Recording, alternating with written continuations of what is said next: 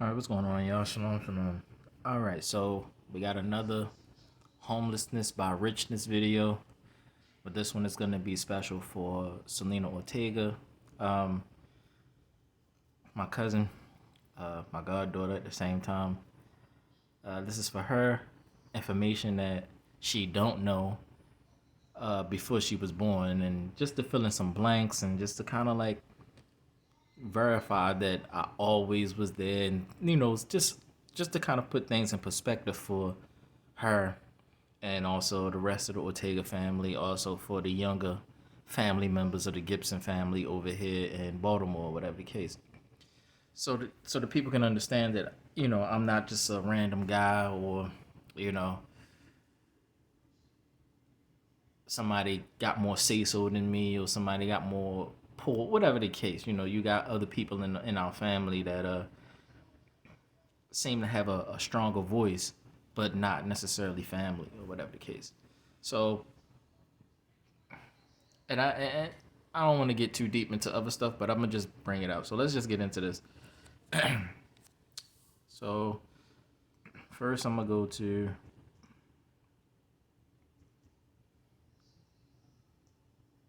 I'm gonna start here.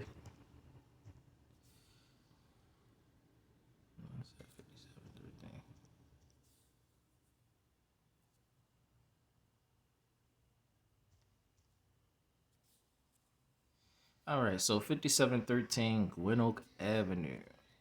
All right. Now, when Samantha was born and Simone was born, my aunt Jill Gibson lived here, or whatever the case, and a lot of my memories were here. It looked it looked different than this, the stone looks the same, but the framing and everything is a little different. Kind of like they decorated us for some reason. I don't know why those steps still look the same, but those are different steps. It used to be two bushes in between these concrete steps here at the top, and you had to go through the bushes. But it was dangerous because you could play with a ball, roll into the street. And when we had Timmy, the cat Timmy, him and Sam used to always climb this tree and catch birds and leave them on the step, and all kind of memories we have here.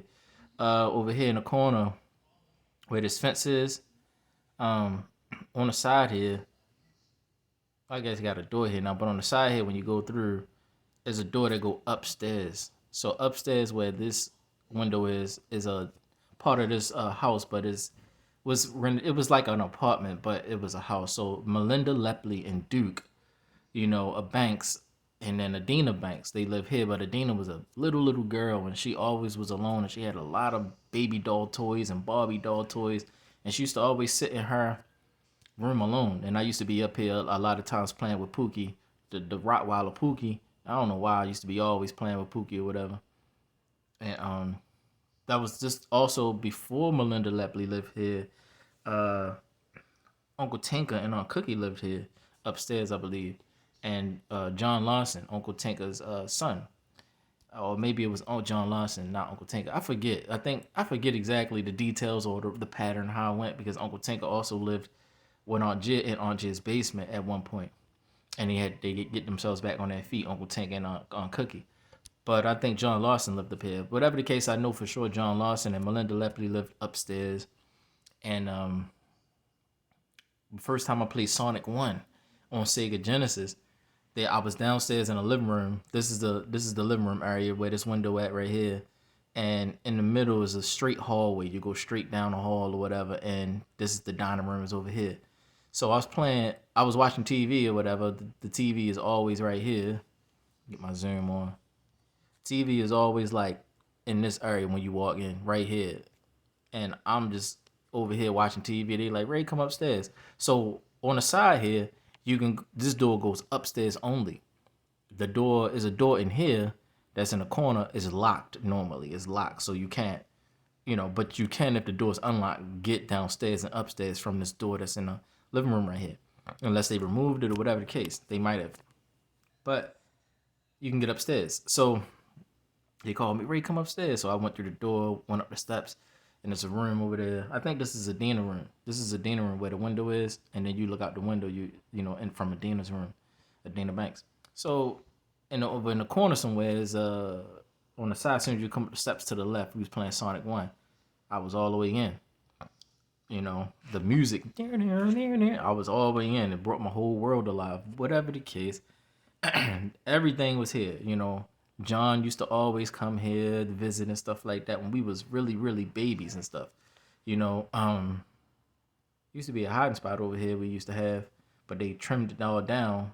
One of these trees used to be so down. I think this one used to be so down we could hide up under here and chill and stuff.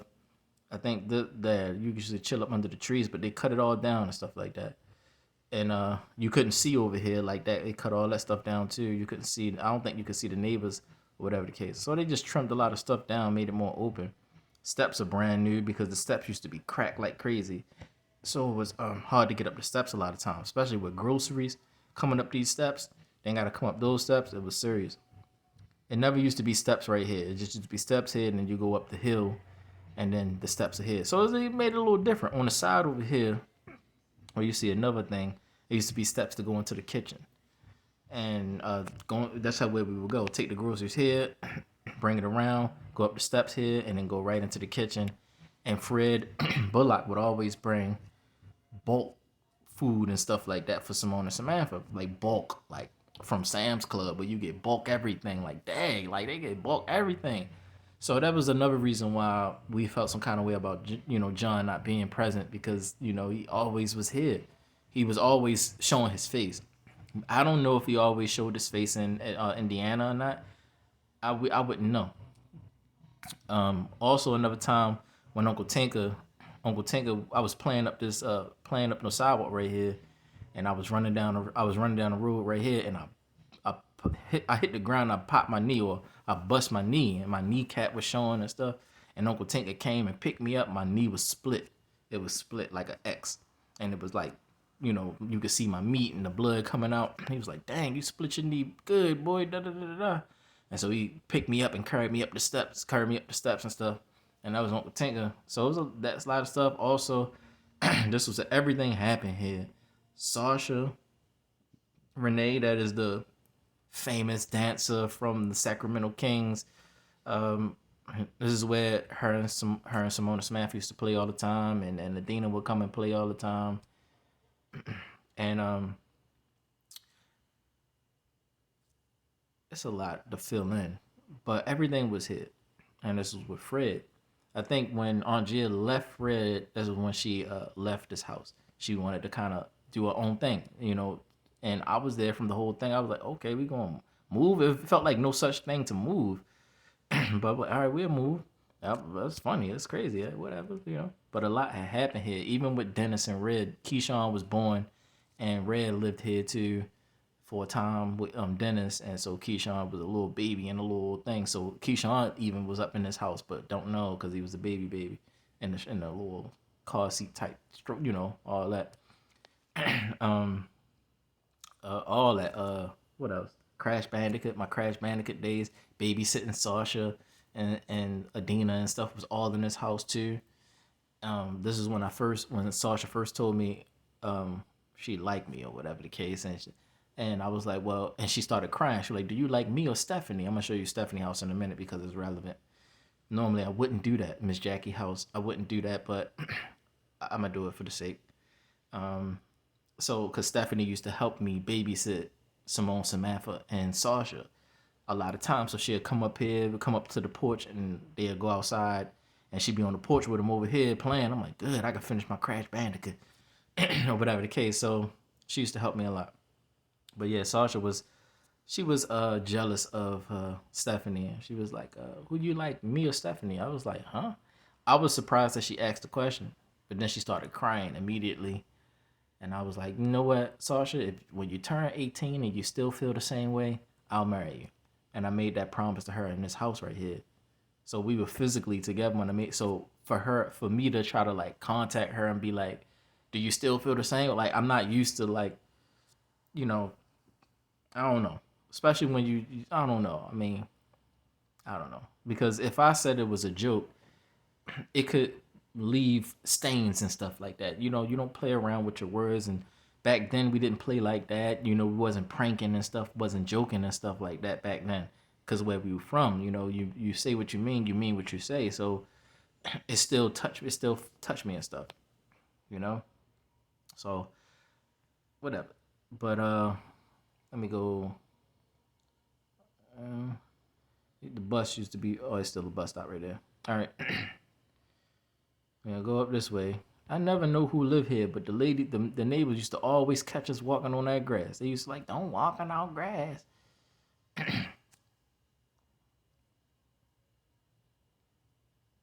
But I feel them though. I walk on that grass. All right, so for a time, one of the girls named Danielle, I forgot her last name, Danielle. She moved from Walden Circle, like the Walden, that's like Woodlawn area. Walden. We lived in Walden Oak Court, but I think it was Walden Circle Apartments, and we lived in Walden Oak Court when my father was with a lady named Joy, and the girl that I liked I used to like try to go outside and be with her. Her name was Danielle, and at the time, it was me, Glenn, Sophie, and Brian. And Brian didn't, she was like not liking the fact that I was trying to talk to Danielle because she kept coming knocking on the door, coming to the house, and she's like, "Who are you?" And stuff like, "He busy, he can't come outside." So used to like that's the first time I found out Brian was jealous over me and stuff like that. And it was on a Christmas where we got the first down football. It was the football that said first down. It was green and white. Whatever the case, Danielle moved here. So I'm like, now you move here. So by this time, Brian and Glenn are gone, and I'm at Aunt Jill's house, and all a lot of time has passed and stuff. Well, not really a lot, but some time had passed, and so things happen quick. So they not together anymore. So we Danielle lived here, somewhere over here, and they had a pool in the back. We'll go in the back in the pool. I think it's still there, whatever. But it used to be a pool back here, and she let us in the pool. Then they had an arcade in the basement and stuff, like all kinds of games and stuff. Like what the world? So I would bring Sasha and Simone Samantha over here, but they already knew about over here. But I would bring them over here too. Like let's go over to the pool. That's the only pool they knew of. Like we going to the pool, shorty. We going to the pool over here in the corner. And they would go by themselves sometimes because I ain't feel like going or whatever. And they would go with Sasha, and I'd be like, I would have to babysit them, but I was like, man, they cool across the street. But then I had to babysit them, so I had to come across the street and be at the pool with them, all in the water and splashing and stuff. I'm like, man, they gonna be here 1,000 years, man. They ain't never got tired of the water. But I had to watch them babysitting and stuff. I think this used to all be grass. I think, whatever the case. So down, this is another way to get to Andres through the back way. You used to go where this little car all the way back there, like a Nissan, whatever. But back here, now up there is like a little house. I think it used to be a. Hold on, wait a minute. All right, there you go. Sorry, wrong way. Wrong way. Down here. So you go down here, even the garage is new, brand new garage and everything. So there's some steps here to go down, and you see the white fence there. So you go down, and it's the backyard. Simone and Samantha had like a swing set in the back, or whatever the case. And I used to like try to get them to stay right there where the swing set at, but it used to be boring because they grew out of it or whatever. And they was like, man, they wanted to run around, so they used to run all around here, up and down here, all up the street, down the alley down here, going to Sasha house, Sasha, Mr. Chad house, Sasha house, go down the alley and then Chad house right there on the like, what the heck y'all going at? What are y'all doing? Up and down the street. And a lady said something to me. You need to get those kids out the street. And I'm like, I'm trying to babysit them and trying to. But I think it was a lady here. Man, I was trying my best to babysit them. They was all over the place, But I did my best. We used to play like little. Before it was all fenced up and stuff. It wasn't really fenced up like that. The neighbors that live here, it was no fence here, so we can. It was like a little. You can jump down. It's like a little ledge here. The ledge here. You can jump down the ledge. And you can play football here. You can play, tackle. We was playing all kinds of games on the grass here, and they didn't care, because neighbors was neighbors back then. Excuse me. We used to be all behind here and all kind of stuff. And Aunt Jill had a water bed, so she used to fill up her water bed from the backyard and have it through the window and fill it up and stuff. I was like, what the worst? She had a water bed, I was like, what the heck is a water bed? Like, how you get a water? Like, the heck going on, man? A water bed. Like, we thought Andre was the richest person in the world. So, going further, take you to Miss Jackie house. A lot of my past came is stems from Miss Jackie house. So I'll tell you about this. All right. So I'm sorry, I don't know. Looking at people. All right, so I'm gonna explain all this little area here. So this is Stephanie's house. It's all blurry. There you go. All right. I think they still live here. Used to be a basketball goal in the back. Used to be a basketball goal in the back, and I used to always come here to play on the basketball goal. But this is Miss Jackie house, and Stephanie and Melissa. No, wait, wrong. I'm wrong. I'm at the wrong house. Sorry. Like with the world, I'm at the wrong spot. That don't look right. There you go. Yeah, that's it right here. Yeah. So, yeah, I'm at the right spot. So it's fenced off now, but back here was the basketball goal and stuff like that, Miss Jackie house, and I would come here and Stephanie, and it's new now. Stephanie and Melissa used to always be here, and I used to be up in here playing PlayStation, Streets, NBA Streets, and all kind of stuff. I think one time, maybe I'm at the wrong house still. Yeah, I'm at the wrong house still. I'm tripping. I forgot. Yo, it's been a long minute. It's been a long minute. Yeah, this is it right here. Because if they still live here, it's going to look like, yeah, it's it right here. It's just been a long time. So they had to still live here. So it's this house. Sorry, I'm tripping, y'all. My fault. Yeah, the narrow steps, whatever. So, and also because my basketball went back here. That's how I know this is the spot. All right, yeah. All right. Sorry, y'all. So Sasha and Simone and Samantha used to come up here with me to Stephanie house, and Stephanie would babysit them because when I couldn't handle them, I would bring them right here. I'm like, let's go to Stephanie. Let's go to Stephanie house. And who's Stephanie type stuff. And that's when I guess one day Sasha felt to be like, who you like, me or Stephanie more? And Melissa was the elder sister of Stephanie, and I hung out with Melissa more. And Melissa and I was more close to each other than Stephanie and I. And one time, Stephanie's cousin, I forget her name, her cousin was playing with me, and she took my basketball and threw it in the back here, went back in the backyard, and I couldn't even find it. I'm like, what? And so Miss Jackie husband bought me a new basketball for that Christmas that came out. Bought me a new basketball. Well, here, Ray, you lost your basketball and everything like that. And I saw the Stephanie's cousin who threw my basketball. I seen at Baltimore City Community College. I was gonna say something to her because we was grown now. So I was gonna say something, but we was young when this happened. We were like teenagers, 15 years old, you know. So, you know, um, look like them, but I don't know. So then you keep going this way. Also, Stephanie had the boyfriend around the corner. I forgot his name. So it was a competition between him. But I was like, I didn't know you like Stephanie. If you like Stephanie, I'll back up. So he was like, yeah, I like Stephanie. I'm like, why you ain't say that? You up here trying to fight me. I don't even know you like the girl. So I backed up. He was like, oh yeah, everything ain't a fight, yo. I'm not here to be chasing down nobody. You fighting a guy over a girl and stuff like that. If we getting married, yeah, I can see. But if we ain't getting married, you just like her, okay? You like her. I ain't about to fight. Stephanie don't like me like that anyway, is what I was saying. And he lived over here before he moved up Ricestown. Blah blah blah. This story is for Selena, but also Simone and Samantha to fill in blanks and stuff like that for her too, whatever the case. So now when you go this way, when you take it this way and don't go the alleyway, you get to Mr. Chad house. And I'm also the reason, like, just follow me because there's also reasons why I'm even showing all of this stuff about myself too. I think this is it right here. Mr. Chad house. Yeah, this is Mr. Chad house. Dang. Oh, it's a glitch. All right, so yeah, this is Mr. Chad house. And they used to play badminton in the back here and stuff. I used to have my bike. I used to wheelie my bike in the alley back there. it was no steps in the back before. Back in the day, it was no steps back there, and you could, if you try to go out the back door where the kitchen at, you can fall out. In the basement down here, used to have a lot of bears. We was cutting the grass one day at Mr. Chad's house, and my father wanted some beer, and he's like, let me get a beer. And so Mr. Chad is like right at the door right here, the door right there, Mr. Chad.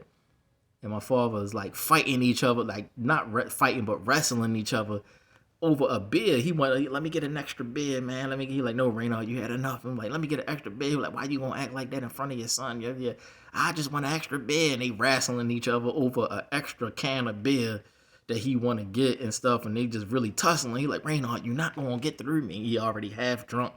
I'm like, man.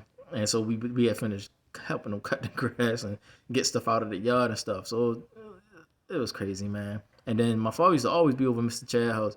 So he'd come in here and be like, one time he was here and I didn't even know he was here because I was at Stephanie's house and she had left or whatever case, but she had a new boyfriend. I didn't know she had a new boyfriend because I thought me and Stephanie was talking, but it was a new guy, whatever, at the time. And so they stopped down the street because they saw that I kept following after. And so she stopped. And then the guy hopped up the car with a gun, a 9mm. And Stephanie's like, get in the car, stop playing, da da da. Like, maybe she wasn't trying to say that she knew me. And when she finally was yelling at the top of her lungs, telling him to get in the car, he was about to shoot me. He's walking down the street, and I kept walking down the street. So I almost got shot, or whatever the case, over a girl named Stephanie or whatever. But I was like, man. So then he hopped back in the car. He's like, oh, you want to keep walking? He had a bat first. He was like, oh, you want to keep walking? I put the bat down, grabbed his gun, cocked it back, and kept like, yeah, come on, keep walking. I kept walking. He'd be like, oh, you still walking? So she was like, get in the car. So I hopped in the car, and she pulls off. And then I was like, whatever. It's when I stopped dealing with Stephanie. And I had told Melissa, I'm like, Stephanie got a boyfriend or something like that, like from over East Baltimore. I'm like, yeah, she got a boyfriend over there, blah, blah, blah, blah, blah. And that's all that. And then when I told her what had happened, she just kind of like didn't care no more. She used to lay back and chill with me and stuff like that. Stephanie, I don't know, maybe she was jealous and stuff, but it didn't matter. So then after that time almost got shot, Serena wasn't born yet. And Sasha was born, but Sasha wasn't here. She might have been with Simone or Samantha somewhere with her mother Hillary. And I come walk, knock on the door, knock, knock, knock. And they open the door, my father and Chad in here talking. I'm like, man, I almost got shot. And I'm like, how you almost get shot? Like, yeah, da da da da da. And Mr. Chad, where he at? I'm like, nah, he pulled off, da da da da. He had a lot of memories here, especially the cookouts. Everything used to be set up right here. And then they used to put the little badminton thing up right here. They'd be, Simone, Samantha, and Sasha, they going extra hard, extra aggressive with the grunts and stuff. Like they about to die and crap. They just overdoing it. But and one time, Miss Hillary and Mr. Chad, they trust me so much, they wanted me to babysit Sasha just by myself. They wanted me to babysit her. And Serena still wasn't born yet. And Sasha had the room by herself. So when you go in this door, you go straight up the steps. The steps is right there. You go straight up the steps. And then the first room is Mr. Chad and Miss Hillary room. And then the next room down is to the left, the Sasha room. And they had me lay on the floor in Sasha room. Like, you can sleep in Sasha room on the floor. Like, it felt like a nightmare room or something. Like, because it was dark, but it felt like a horror movie nightmare room, or something like that. And she had the little, the doll baby, the Barbie doll house in the front, like this big giant size Barbie doll house or whatever the case. And I laid in front of that on the floor. And Sasha just sitting on the bed looking at me laying on the floor. Like, I don't know what she want to say. She just sitting there. I'm like, I was just like laying here. And then Miss Hillary was like, no, Ray, you know what, Ray? You can come lay in our room. We going somewhere. We going out somewhere. Something they said, we going out. So, you can lay in my room and Sasha, go to sleep in her room. I'm like, yes, ma'am. I got up off the floor. And then that room is here. And I laid down on the bed or whatever the case. And then Sasha was in her room. I was hoping she didn't have to use the bathroom or ask for no food or be like, Ray, I want a snack. Or because I don't want to get up and go downstairs in the kitchen. Because I was allowed to go in the fridge and stuff like that. But I didn't want to fix nothing because, if they had to fix, I used to fix food for Sasha and stuff too. I had to fix her food and stuff sometimes too. And in the kitchen it's a bathroom in the kitchen. It was a bathroom in the kitchen. So it was all kind of stuff like you used to have to cook in here too. But only what I knew to cook, like hot dogs and oodles and noodles, nothing real big and stuff. So yeah, Sasha and I used to be alone. I had to babysit her too, but not too many times. Probably like once or twice, and that's why they gained. That's why I gained trust because I was like, I can be around them and nothing gonna happen or whatever the case. I was focused on other stuff. I was growing up and stuff. I was focused on going outside, playing with my friends, playing basketball. I grew growing up, being a boy, focused on other stuff, whatever. You know. Um, what else? I think the time when Serena was being born was the time where Aunt Jia moved. Aunt Jia moved, and then Serena was born, and then Aunt Jia moved again. So Serena and Selena are close. So Serena is not Selena. Selena is not Serena. Serena is not Latina. She's white and black. Selena is Latina and black or whatever. So they was like got similar names also because they are close in age, born near the same time. But Serena was first, so then I was like, "Dang, another person to babysit." Cause when Chad, I'm a young boy, and you think you gotta understand, I'm a young guy, teenager. I'm already don't want to babysit Sasha and Simone and Samantha, and they don't listen, and they all over the place. I already don't want to babysit them. Also, almost getting in trouble with the neighbors and stuff because I gotta watch them and stuff like that. Like you better keep. So I was like not liking babysitting them. Not saying I don't like them as people. It's just I didn't like babysitting them. Now when they had Bratz, when the Bratz dolls came out, I was cool because then they like can chill back, play board games more. Like they wasn't wanting to run around too much. They was understanding. But back then they was all over the place. Could not keep them control for nothing. So Serena was born, and then I had came in one day. I used to walk around here all the time. Came in one day, knocked on the door. Sometimes I can just walk in. I ain't even had to knock. If the door was locked, I'd knock. But I walk in and be, oh, hey, what's going on, Ray? Because I was too young. Ray ain't about nothing. He ain't up to nothing. Just walk right in. Walk right in. Who that? You're like, oh, that's a new. Miss Hillary's like, oh, that's my new daughter, Serena. Da da da da da. Whatever the case, Chad's like, yeah, they sitting on the couch in the living room with the TV. Or whatever the case. I think they just got a TV. Whatever the case was, hey, had a TV. Oh, you got a TV now? Like, what's going on? So then, um, um, I was like feeling like Miss Hillary was looking like she wanted to ask me about babysitting. And I was like, and then Mr. Chad, I think he was like, spend more time with the baby. You just knew. I think it was something like that. It was like leaning towards wanting me to babysit the baby. Serena, I'm like, man, but I was like, I kind of escaped that, dodged that because she was still a newborn baby. So I got out of there. But time passed or whatever the case. After being here, a lot of stuff happened here too. But eventually we moved. Let me see if there's more stuff to talk about at this spot. It's not too much stuff, but it was just like a lot of stuff happened here at this whole area or whatever. So Aunt Jill, she moves or whatever the case. She stopped dealing with Fred or whatever the case. Oh, I used to play basketball out here all the time.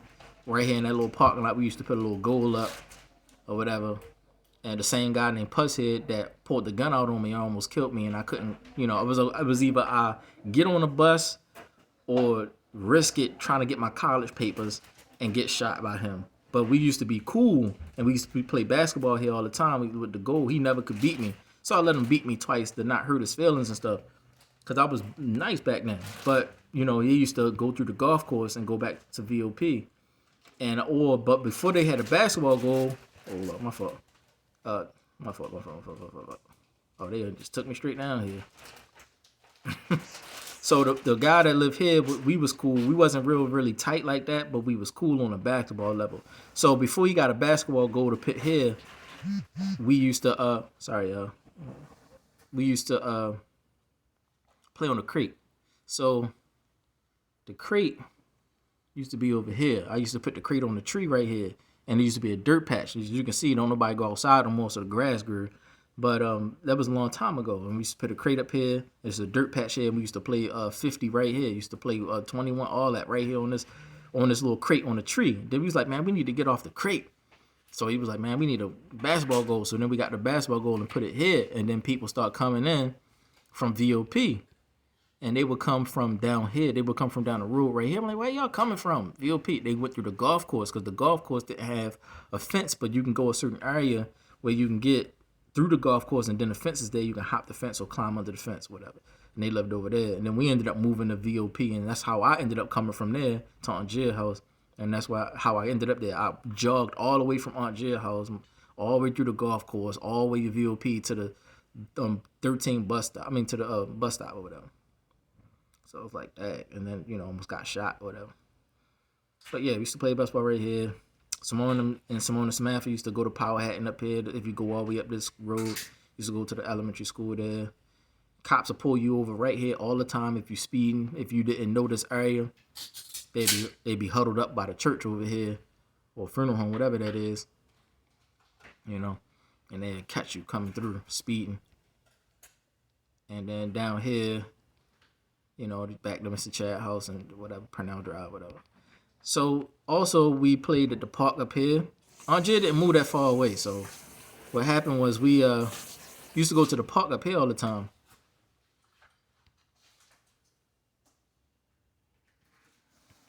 Yeah, we used to go to the park up here. So up here is this big park. This is when I first started showing Simone and Samantha how to do penny drops, but they couldn't do penny drops.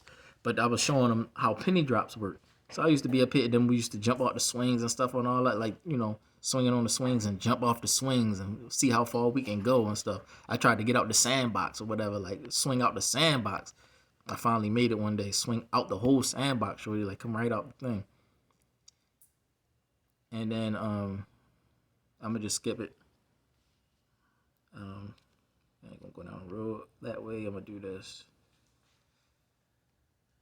What else? All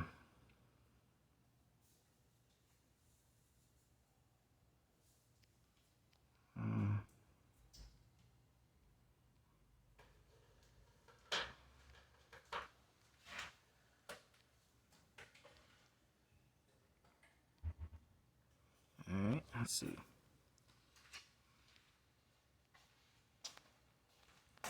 I think I went the wrong way.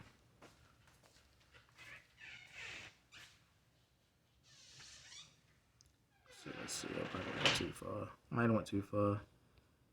Y'all, give me a minute. Going too far. Left the road. Oh, it's the wrong way. I'm going the wrong way. I'm tripping, y'all. Rogers Avenue. I'm supposed to go this way.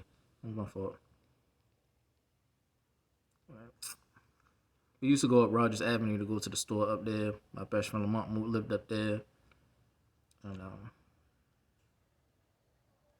cemetery, we used to. Let me go to the cemetery. I don't know how to get all the way up on the cemetery though. You get on the cemetery. Well, what the world? But we used to feed ducks out here and stuff all the time at the cemetery. But I never want to go on there. All right, whatever the case. We used to sled down here.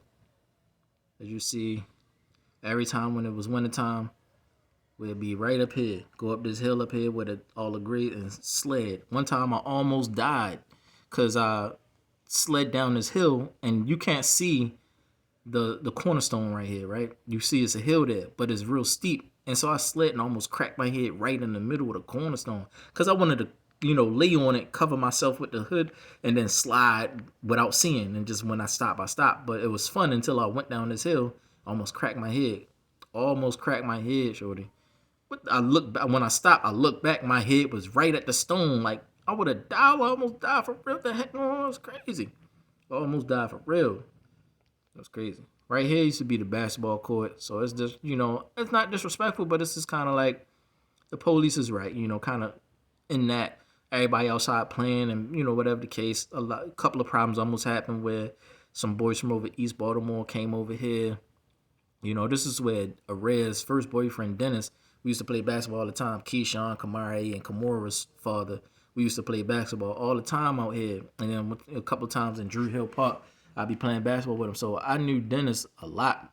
Like I knew Dennis a lot, when Keyshawn was just being born and before Keyshawn was born. He used to kind of take me under his wing and stuff.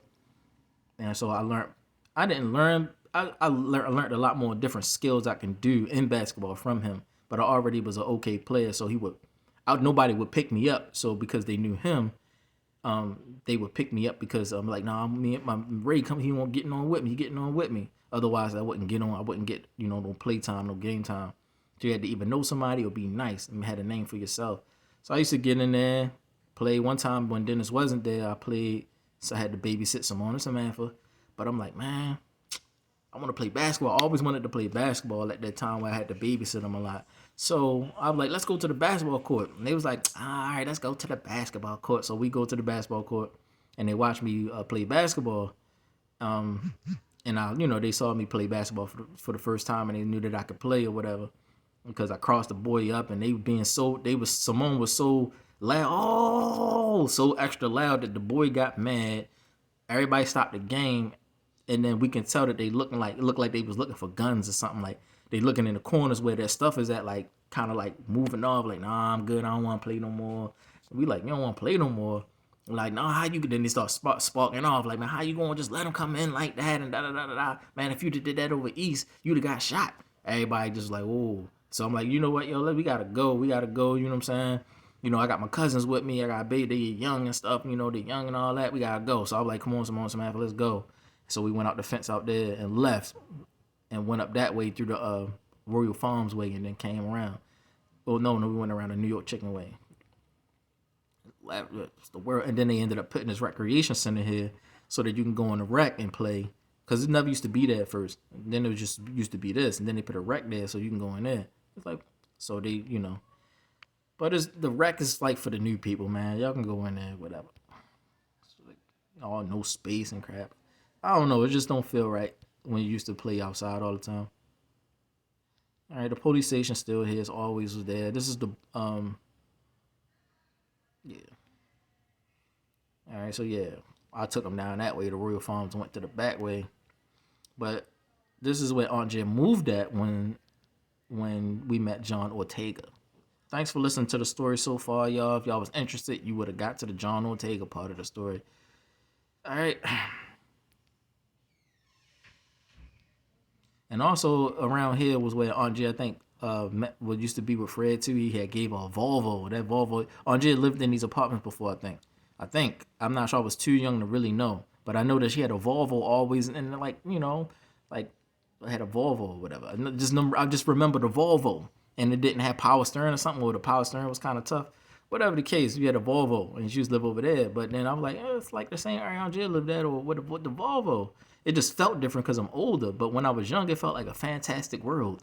But now it's like, and we used to play all the time. Like when it was snowing, we used to come over here, try to make like Simone and Samantha never wanted to go in the house. My fingers is done, shorty, trying to like babysitting them outside in the snow. I'm ready to go in the house because my hands and feet freezing cold. And they like, I'm still playing in the snow. I'm like, man, they crazy. And so yeah, with Greg used to be with me a lot of times too when Aunt Jen moved over here. That's when he used to come around a lot. So John Bullock never been here. He been to 5713. My best friend Lamont Gibson lived over here in a corner somewhere. Oh yeah, I get there. I think he lived there and over there, and it was like an apartment over there or some apartment spots over there. And Aunt Jill lived here. 2012 Russell Avenue. So John Ortega would remember this place. They rebuilt it and stuff, it looked like. Oh no, it's the same. It looked like they rebuilt it. No, it's the same. Same leaning steps. Still leaning, shorty. But whatever the case, Aunt Jill lived here. The stairs here is new. But yeah. So she lived here. So a lot of memories were here too. Greg used to come here a lot and spend time with me because I had to do a lot of babysitting and stuff. So we're gonna go in first. And so when Aunt Jill first moved here, Selena still wasn't born yet. She still wasn't born yet. We just moving in. Aunt Jill was trying to get a brand new car, and she was teaching me how to drive and stuff like that. And then some Latinos moved in downstairs, and they piled in the house and stuff like that. And then there was a lady that lived here, and Simone and Samantha had a new friend. I think Sophia, everybody that came to Aunt Jill's house became friends with the girl that lived here. But it was some Latinos that lived down here, and they piled in the house, then their wives came. We was like, oh snap, they progressing. Aunt Jill lived at the top on the left, the house on the left right here. couple times I had to come in, the door would be locked, and I had to like bring Simone and Samantha from school in a old LV, Our Lady of Victory, and this, I'm in the military at this time. I'm just coming in, and I'm 19 in the military, so I'm just coming in, and I opened this little window. I had to open this window, picking them up from school, and I had to like hang off the banister right here just to get up in that thing, almost slipping and sliding, climb in, climb over the sink and the dishes and stuff, ting pling all that crap, just to get down and unlock the door. Like, what the world? Mook remember this spot too. This when he was in something called the Purple Gang. This is when he started doing other stuff that I was like, what the heck is he doing? I'm like, I don't know, what is he doing? Like, why you want to be in a Purple Gang? What is that? What man, out of here. So I just kind of like let him go his way. He growing up, being a grown man, like doing other stuff that he think is good for him. That's how it got started. That's where it started from. Where it started from him feeling how he feel about me now. Started from him wanting to do his own thing and be a Purple Gang and bull crap like that. Jay was mad. He writing gang signs in the hall. She was mad. Dark can't come over here no more because if somebody with a gang start shooting up my house type stuff. So it was all kind of stuff, that was going on. Mook was dedicated to what he felt was dope with some manly stuff. And it just kind of just got worse. Used to put stuff in the dumpster here. I had my little Pontiac Sunfire car right here. That gold car. Used to drive it up in here all the time. Whatever the case, park right here or park it up, whatever. I used to park that thing, shorty. Come up in here, come up there, and whip it right up in there, shorty. But before, I still was I was still going through high school, so I wasn't fully complete with my high school life yet. So I was still going to high school, and then that was like the end moments of high school. And then I worked at the movie theaters, ACM Security Square 8, the Security Square Mall.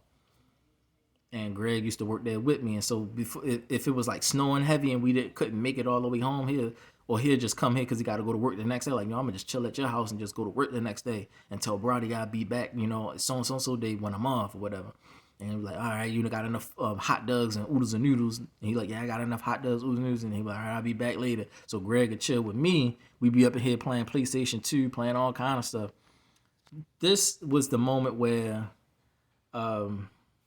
everything like I don't know, everything like Sam, she finally left Timmy, and no, she left Timmy and then ended up coming back. She found Timmy was here, and I felt like Timmy possessed me to throw her off the banister. I don't know why I did that. Threw her off the banister because Timmy was at the door and Sam was trying to get in, and Timmy wouldn't let Sam in.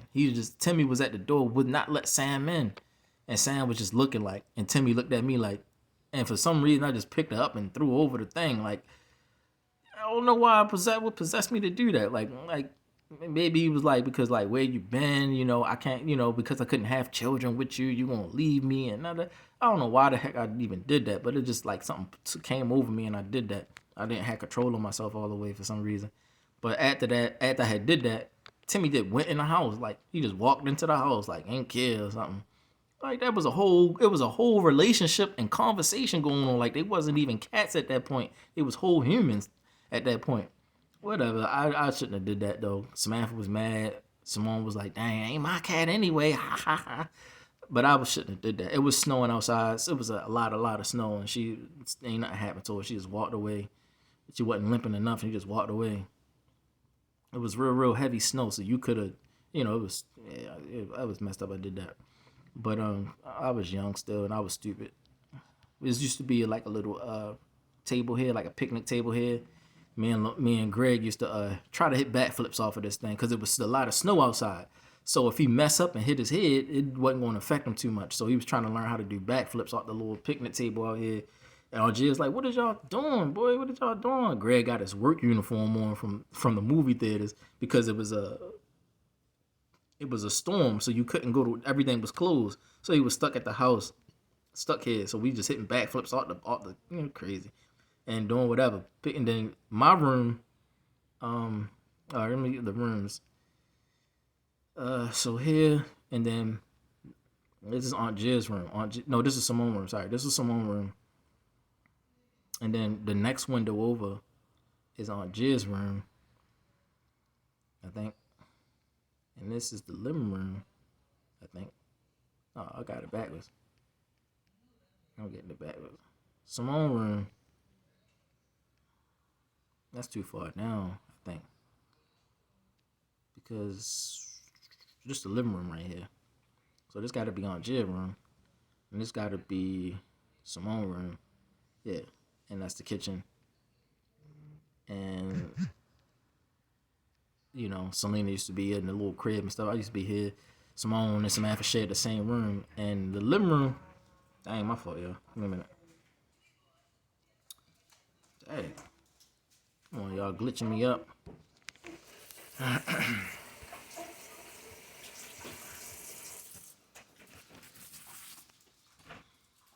Always that, man.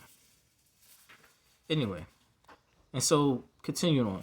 So that side window and this front window, I believe, is the living room, and then over here is, I think it's the yeah, because it's two houses. So this is the bedroom, and then when I went into the military, Samantha got this room, and that's the top floor. And you can come out the front way, but we never really did. They had a laundry machine down in the basement. We would take the laundry in the basement and stuff like that, but nobody really wanted to. You know, first time we were seeing raccoons and stuff around here. Sorry about that. And then this is where Greg met Sasha, because I had to babysit all the time. And then Greg met Sasha for the first time. Like, hey, I gotta. He was like, yo, who's Sasha? Who's this? I gotta babysit. Yo, I gotta always babysitting them. Yo, like babysitting. I'm like, I'm not getting paid enough, and yo, I'm just doing it because I'm their cousins and stuff. They're like, that's why I can't go play basketball, hoop. Like, yo, you come on, let's go hoop, yo, let's go hoop, yo. You always in the house. I gotta babysit. You all still babysitting Sasha, and I'm like, who? Like still Simone and Samantha, like, yeah, and Sasha too. Like, who saw it? Like, so then I'm like, you gotta come over and see. So finally he get to see. We used to be out this window right here, and used to be people walking up and down the street, and then somebody was walking up the street with a yellow jacket on. So we yelling at people out the window, yellow jacket. And then he looking around like, who said that? Who said that? And then we cracking up laughing. We start hide back in the window, start laughing. And Sasha come out, yellow jacket. And he like, he got more scared, start running up the street because somebody said it real crazy. But yeah, that was the spot, man. It was the spot. But my room was there. My room was here. Jay's room was way around. And let's get back to it. So when John Ortega, it's not 2014, Russ, it's 2012. So when John Ortega came, I was in my room in the front, way around the front where the window at. But actually, I wouldn't even be able to say it right there. I was in the front. So we met him in the living room.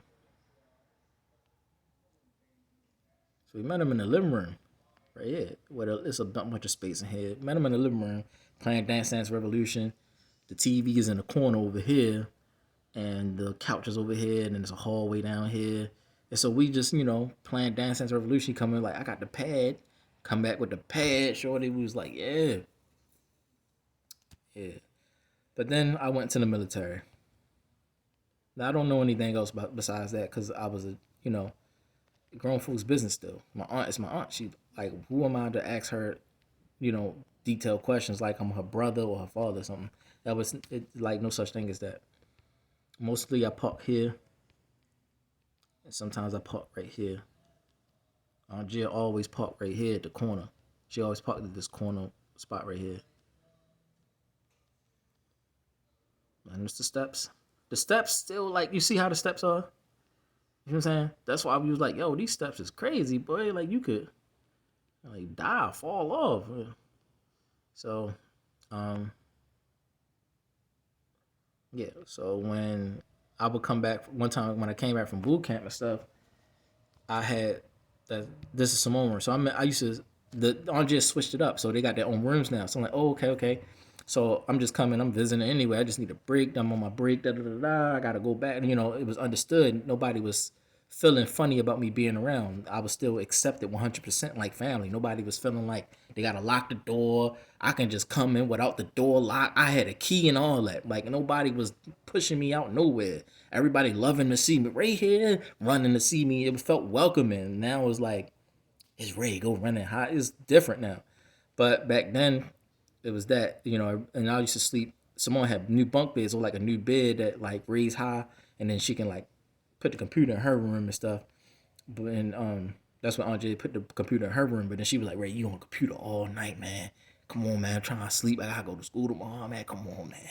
She used to be like that. I'm like, "All right, you right, you right." But I used to sleep in the corner on the floor. I'd take a blanket and I would like sleep in it like a sleeping bag, and I would sleep in it right by the door, and then I leave out the door or whatever the case. The bathroom, blah blah blah, blah. Aunt Jiz's room was right next to it or whatever. So you can go from Simone's room right now on Jizz, and the walls is thin, so you can, like it's like being in the next room, whatever. And then you walk through the hall and get down the hall to the living room, whatever the case. Um, yeah. So when I came back, Selena was in the room. I don't know if this is the same room. I just keep forgetting. I think Aunt J got one window in her thing. Then that's the living room. I think that's Aunt J.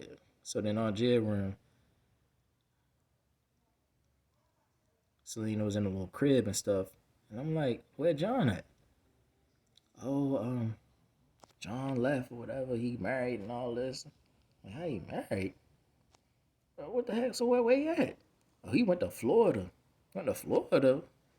Where Florida? Like, what the heck going on? Like, he coming back? Like, nah. What with his wife? He ain't never coming back. Like, what? I was just like, what the world? And then that's when he was like, yeah, like, you the Godfather. So I'm like, what? I was like feeling like completely like step up to the plate ish.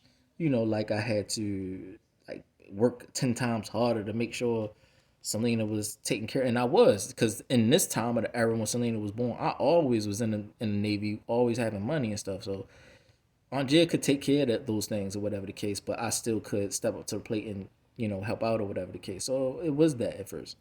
But then it just kind of like things just start going crazy, life start hitting you, and all kinds of obstacles and bull crap happen to you, whatever the case. Yeah, so yeah, I used to, change Selena Pampers up in this thing. Aunt Jid had like a little pamper thing that you put it in there and you can hide the smell. It's like a little, then you change the bag later. So I used to change her Pampers in here. Simone and Samantha used to change her Pampers too, but they ain't like doing it. Cause when I was gone, they were like, "Man, I don't want to change. Get up, man. She always crying, bro.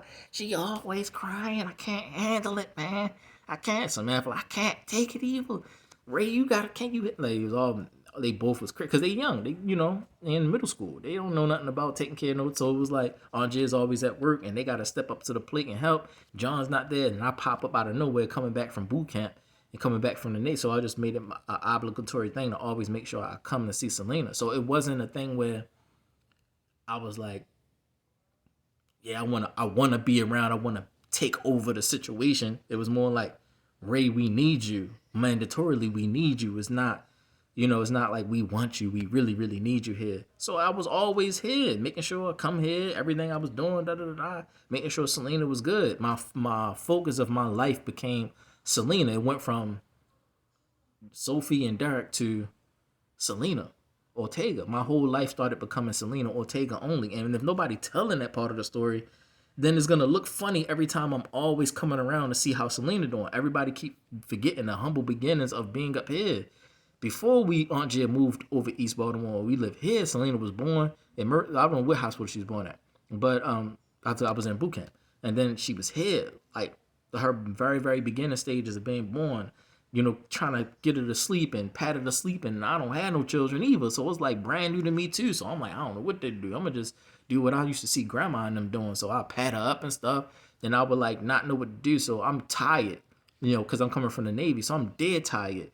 But I'm still up, and I'm like, you know what, man? Lay in the bed. I'll just lay on, like, sit on Aunt Jiz's bed and still try to pat her up, and then I just start getting sleepy myself because she wouldn't stop crying. So I would lay down, and Selena would always lay on my chest. So that's the only way she can go to sleep is if I lay down and then she lay on my chest, and then I pat her back and stuff like that, and then rub her back and then pat her back and rub her back. So I did that all the time, and then she would go to sleep. But if I try to move, she'd wake, so I couldn't even move. So I ended up staying there. Then Aunt Jill would come from work. I got it, Ray, I got it. So then she'd get Selena or whatever, and then I can go back and lay down where I was at. Go back and lay down in some own room where my stuff is at, my bloop bloop, my this, my clothes, my money, all my stuff I would put on the floor in the corner, and I was sleeping a little blanket or whatever.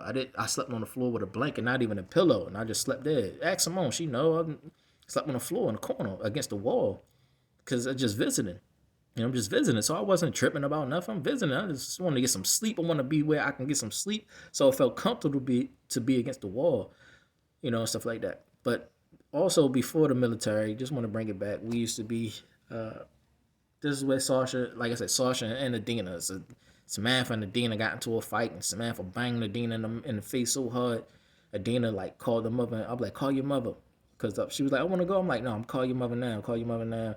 Get your mother to come. And I'm like trying to hold Samantha back from even getting to Adina. So then Adina goes home. She didn't come back around for a long time. I thought they never was friends again. Adina come back around all of a sudden one day. I'm like, Adina, like Dana's still around? Like, how you punch in the face like that? Over some Bratz dolls, all because they want me to judge the Bratz dolls, and I'm like, well, Adina's Bratz dolls look the best. See, I told you. Throw the Bratz dolls across the floor. Throw it. Like, I told you, he always liking Adina's Bratz dolls more than mine. I mean, you always, and it's how he is. You always like, what are you talking about? Like you like Adina's just like, cause the way this one look. Like, know what? Stop asking me to judge it then. Like stop asking me to judge your Bratz dolls, cause y'all want to start getting into a fight. And then Adina get banged in the face over some Bratz dolls crap. And I'm like, man, y'all need to stop playing. Y'all taking it too serious. Like, calm down. I'm over there playing the game. Also, Adina used to play Sims with me. We used to play Sims and stuff like that. And when she would come over, before she got, I think this was before or after. Yeah, this was after. She got banged in the face when they was younger. Then they grew up and Adina would come back around more. And then we was playing Sims. So Adina was more like mature minded. So we playing Sims, building a house, this, that, and the third. I'm like, oh, Adina. It's like the first time I ever got to see how Adina felt about stuff without talking. Because she didn't really talk too much, to me at least. So she just was like, yeah, let's play Sims. I'm like, yeah, let's play Sims. Yeah, that's what's up. Sims 2, yeah, Sims 2 busting out, yeah. Like, create the home. Yeah, we're going to create the home. You can do all that. Put the cheat code in. Put the cheat code in so we can have unlimited money. See how we build the house. So we build the house, put the wall. Like, no, I don't like that like that. Because, like, you right. That's kind of stupid. So subliminally, it is a way to show that me and Adina could work out together. It was kind of funny. We could work out together if we had to be together, if we were together or got married or some crap like that. We can build a house together, and then we can agree on stuff. Like, I don't like the way that look. Like, actually, I like the way that look right there, because then you can put the kitchen can be right here, and then the fridge here, and da da da da, and this and that, and the bed here, and this that and third. But we had our own separate rooms and stuff like that because we kept it PG. But we had our own separate rooms and stuff like that. Like, why you want that bed? I'm like, I don't know, just a bit cheaper. Da da da da. I'm like, oh, just why you get that bed? You should get that. You did it. We used to be like that. So we got more engaged with feelings and emotions with the Sims game. So. But me and Simone played Sims a lot of times too. She would had to go to school the next day, and I would have to take her to school. Sometimes I would take her to school, sometimes I didn't. But she would play. Play Sims with me, and then till the morning come, and then she got to go to school and didn't get no sleep. How you go all night to the morning playing Sims? Man, I gotta get my Sims in, man. The alarm go off. She's still up. So man, forget her. Like, what did you doing? I get ready for school. Like, oh snap! I get ready. Like, Dad, I ain't even get no sleep, man. I was just so, man. Say the game, man. Say the game. Go to school and then come home dead tired. Get up and like, come on, man. Let's play some Sims again all night to the morning. Like, what the heck going on? Sims was everything, shorty. Like, it teach you about real life. So that's how we was loving Sims.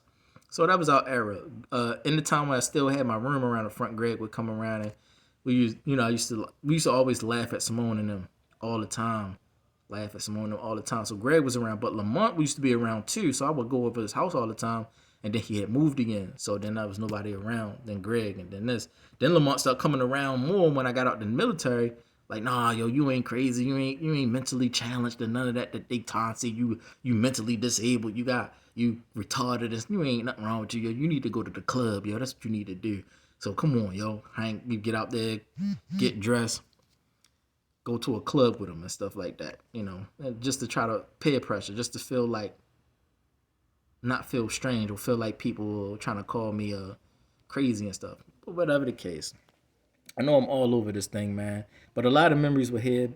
But this is where John Ortega came and left, and nobody was here. Nobody was here when John Ortega came around. He came and gone that quick to where nobody else met him except me, Simone, and Samantha.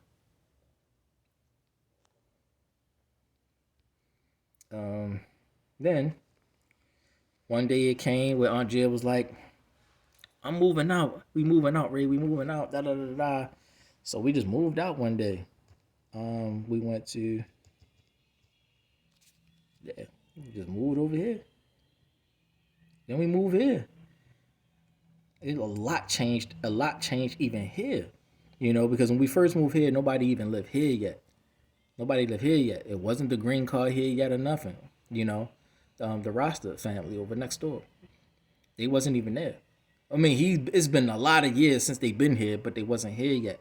The lady that lived here, not the lady that used to live here. It used to be bushes here. It used to always be Ravens flags and stuff over here. It used to be a pool in the backyard in her house and stuff. And Simone and Samantha always wanted to get in her pool and stuff because her children, her son and her daughter, always had the pool, and water used to splash next door. At first, water didn't used to splash next door from the pool or leak from the pool. Then it started leaking from the pool over to our yard and stuff like that. Like, dang, there's water coming from over there to over here. So it was all that. And she knew me like me. She always is used to seeing me only. Like, Ray, that's a Ray. Like, and then her husband, yeah, that's Ray. We know Ray, Ray. So no matter what, whenever the case, it was always Ray, just Ray. And then even him, we like, oh, it's Ray, that's Ray, Ray. Everything is Ray. We know Ray.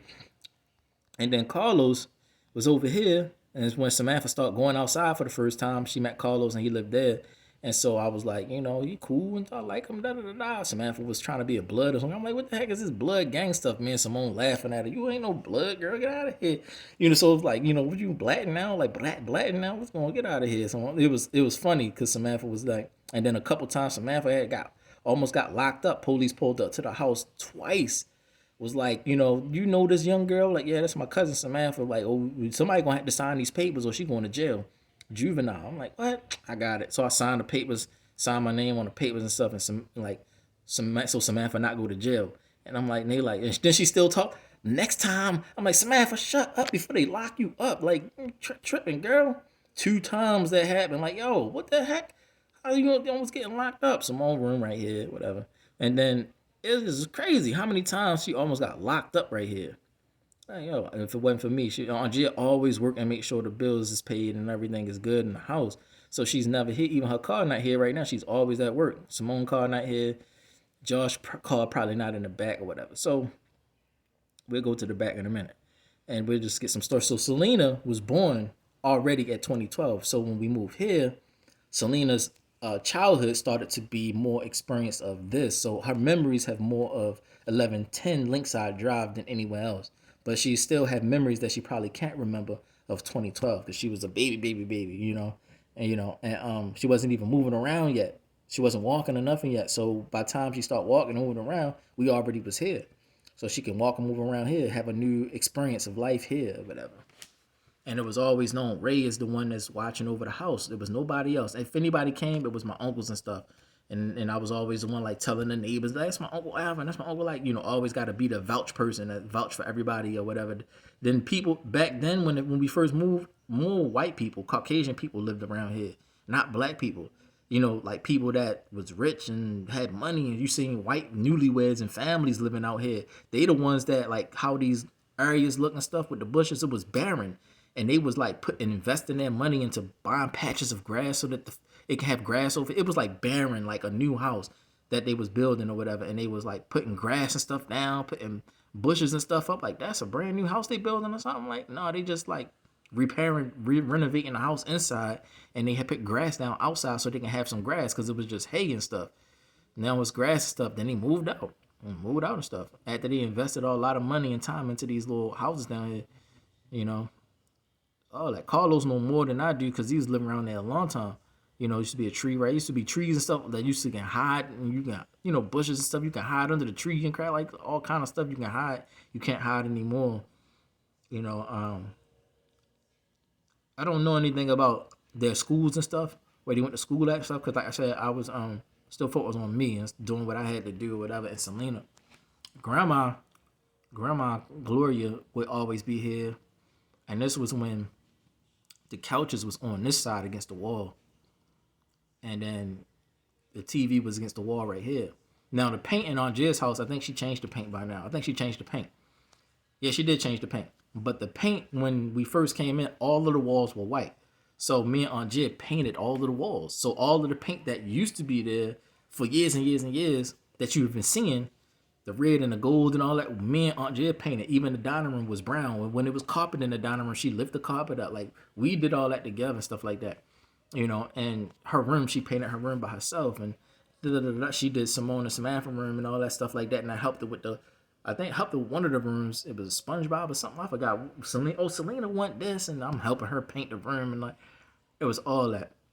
So, and then I was in the basement, and there was a blue rug in the basement, and that blue rug was everything. Because then I had like a small little bed I can lay on, and then we can chill on the rug, and then Selena could play on the blue rug, and then Samantha over flooded the wash machine. I don't know if she was jealous of Selena or what, because Selena would always be down there playing with her toys with me and stuff like that, and we had fun and stuff. Or we watching Trinity Broadcasting Network, watching church, or we playing Super Mario. Then when the TV moved from against the wall over here to over here, then Mario came out, or was it? Yeah, Super Mario came out, or was it? I'm trying to remember when Mario came out when we got the Wii. No, the TV was over here. So we had Donkey Kong and we had the Mario game. Selena's still young, little baby age or whatever, single digit age, all that. And I had a key to the house. I had a key to the house and all that stuff. The frame of the door used to be broke all the time. It's a new frame and stuff. Everything is new stuff. I used to chill right here in the front porch. When Aunt Jia had a chair, I used to chill right here. This is when I seen the grass light up. I never seen grass light up before. I thought Aunt Jia bought some like Christmas lights, some Christmas stuff that looked like grass or whatever from Walmart or something. But the grass is lighting up like pure white light, like a light bulb. I'm like, what the heck is that? And that's like started. I'm like, I was gonna tell my grandma, but she wasn't like gonna say, she wasn't there. She wasn't saying nothing or whatever the case. So I was like, man, if I tell her, she's not gonna believe me, whatever. She watching Trinity Broadcasting Network, and a lot of times too, I could like instead of like go to the front, like sometimes the front door would be locked. Aunt Jay would say go through the back because I had a key to the back door. So if the front door is locked or whatever, probably nobody's at the house at all. So I wouldn't even knock. I just go around, go this way, and everybody was going around. Like, yeah, I just gotta go around. Let me go through around right here, and I hop the fence, or I go through his fence and go down and go around. They always knew it was me, Ray. Like it was never such thing as anybody walking through their yard except me. I always did that, or you can go down this way, whatever the case. But all of that was there. So Selena's memories mostly was there, but also mine's was there too. As far as when Andre first moved in, everything was like barren, new, white walls, nothing in the house, and she started buying stuff slowly and surely, and just decorating the house up and stuff like that, And when you go through the alleys, which way I would go, like I was going to Baltimore City Community College, and I would always walk up that hill, Deanwood, right there. That road that I was going up was Deanwood, so I would walk up there and then come through the back after catching a bus. And here, I used to always cut the grass here, over here. I never really touched over here, but I could trim it down and stuff too, and try to trim it up real nice and get the grass from being over the. I used to get all of that short. I used to be nice with the grass cutting, and so I used to get all that. Right here never used to be grass, like never used to be grass right here. The rocks that's down here used to all be all over this hill right here, so it just used to be a rocky hill, and so just rocks everywhere. And Aunt Jill was like, let's move the rocks down. So I'm moving the rocks down here. So if you want to know how the rocks got down here, I did that. Me and Aunt Jill did that. I did some and she did some. So the rocks got down here. I used to cut all this, even trim up in the little cracks and corners right here. But I didn't have a car, so I never had to use the carport. Nobody was using a carport, So, and then the neighbor right here, like I said, the lady next door, she had a pool here and stuff like that. So they used to always, hey, how you doing, Ray? They used to always be out back cooking something, a Ravens game, something like that. How you doing, Ray? What's going on? The children in the pool splashing all over the place. Selena like, dang, ain't even got the trampoline up yet, because Aunt Jill got the trampoline, but I was supposed to put it up. But Aunt Jill was like, I'm going to put it up. But then it was like, I'm telling Selena, like, I'm going to try to I'm going to put the trampoline up when I get the time. But never had the time to put the trampoline up. And so it was like a promise that I made Selena that I didn't fulfill. When I said, I promise I'm going to put the trampoline up. I never put the trampoline up because Aunt Jill was going to do it, is what she was saying. So I never did it. And eventually Aunt Jill got around to putting the trampoline up, which is what took it so long, or why I never did it. It's like, no, I got it. But I already promised Selena that I would put it up. Because when she got it, I'm like, oh, how long is this trampoline going to sit here? For thousands of years? And then the fence used to be the fence used to be full right here. Didn't walk. It was like it was different. On Jim took all that down, whatever the case. And let me see. Oh, she got a small grill now. Well, it looked like a small grill, but I remember when Gia had the big grill, the gasoline, the propane grill. I don't know if that's still one, the way it's facing. I don't know if it's the one, but my father almost blew his head off with the propane because he lifted up. It was against the window right here. He lifted up. And something happened. The rain hit it some kind of funny way. When he lifted up, he was grilling, and the flames came out the grill like woof. And he was like, oh, he's swinging at the flames and stuff. I'm like, what the heck is going on over there? About to blow up? Because it was all that. So it was a bunch of changes here. This was Selena room at first, and this was Samantha room. And then when Selena get older, Selena room is over here, and this is nobody's room because Samantha moved out with Carlos, you know. And Simone room always been Simone room. Her room never changed. She just kind of added stuff to it. And I just looking over here how bad of a job they did on the cable, the thing dangling and stuff. So I fixed that when I was over there. I fixed that and pinned it to the top of the thing. I made it more secure and safe so that the Wi-Fi wouldn't mess up. So I fixed that. I used to be out back just cutting grass all the time here and making it look nice and neat. It used to be always clean back here. I used to always keep it clean and nice and neat. Trash, I used to be the one taking the trash here, put it right here. They come and get it. Then I come back from school, take the trash, put the trash cans, put it right here. I always the guy doing the trash, But Joshua now was doing all that stuff, but I was the one doing all that. So whenever he see anything like these, I wonder how these rocks got down here. They probably always no, I did it. Like I was doing it. So it's like that or whatever. And then the next door neighbors, they used to grow tomatoes and stuff. They had grow tomatoes and stuff up here. They was growing tomatoes at one point, and I was like, it's successful. That cable is straight. I don't know how that cable straight. Like they got a house box and everything. Jen ain't got no house box. Ain't nobody care about her cable. I was like, man, I was gonna do it, but I didn't have all the equipment, or else I would have put it up there, just like that house box. That I would have put the ladder up and all that, fixed it, put a whole new line and everything, fixed it right up. And the window over here one time, Uncle Alvin was visiting over. Everybody, the family was over. It was like one of the holidays or whatever. Everybody was over. The family used to visit Aunt Gia's house more often when Selena was younger.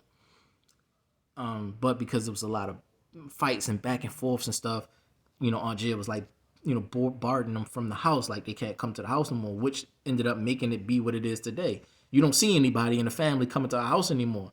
So you have people like always locking the door or not letting people over or too much stealthy stuff going on or just like the family seeming to be not welcome. It's because all of the stuff that was happening before. And I always was the guy breaking up the fights. I was always the person breaking up the fights in the family. I never was the person in the family starting anything.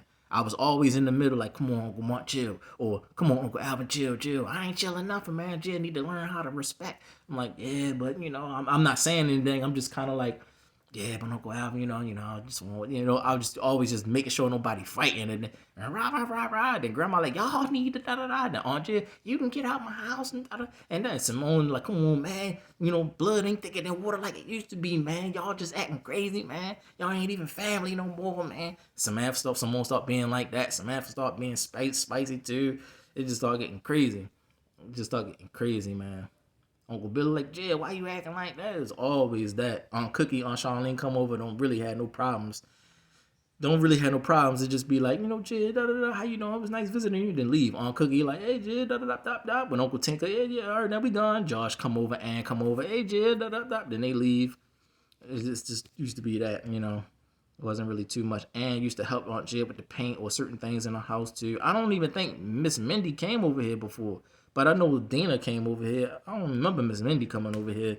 But I did see a Dana come over a couple times still. I'm like, Dana still coming over? What you doing? Game time? Oh, no, that's a trap, girl.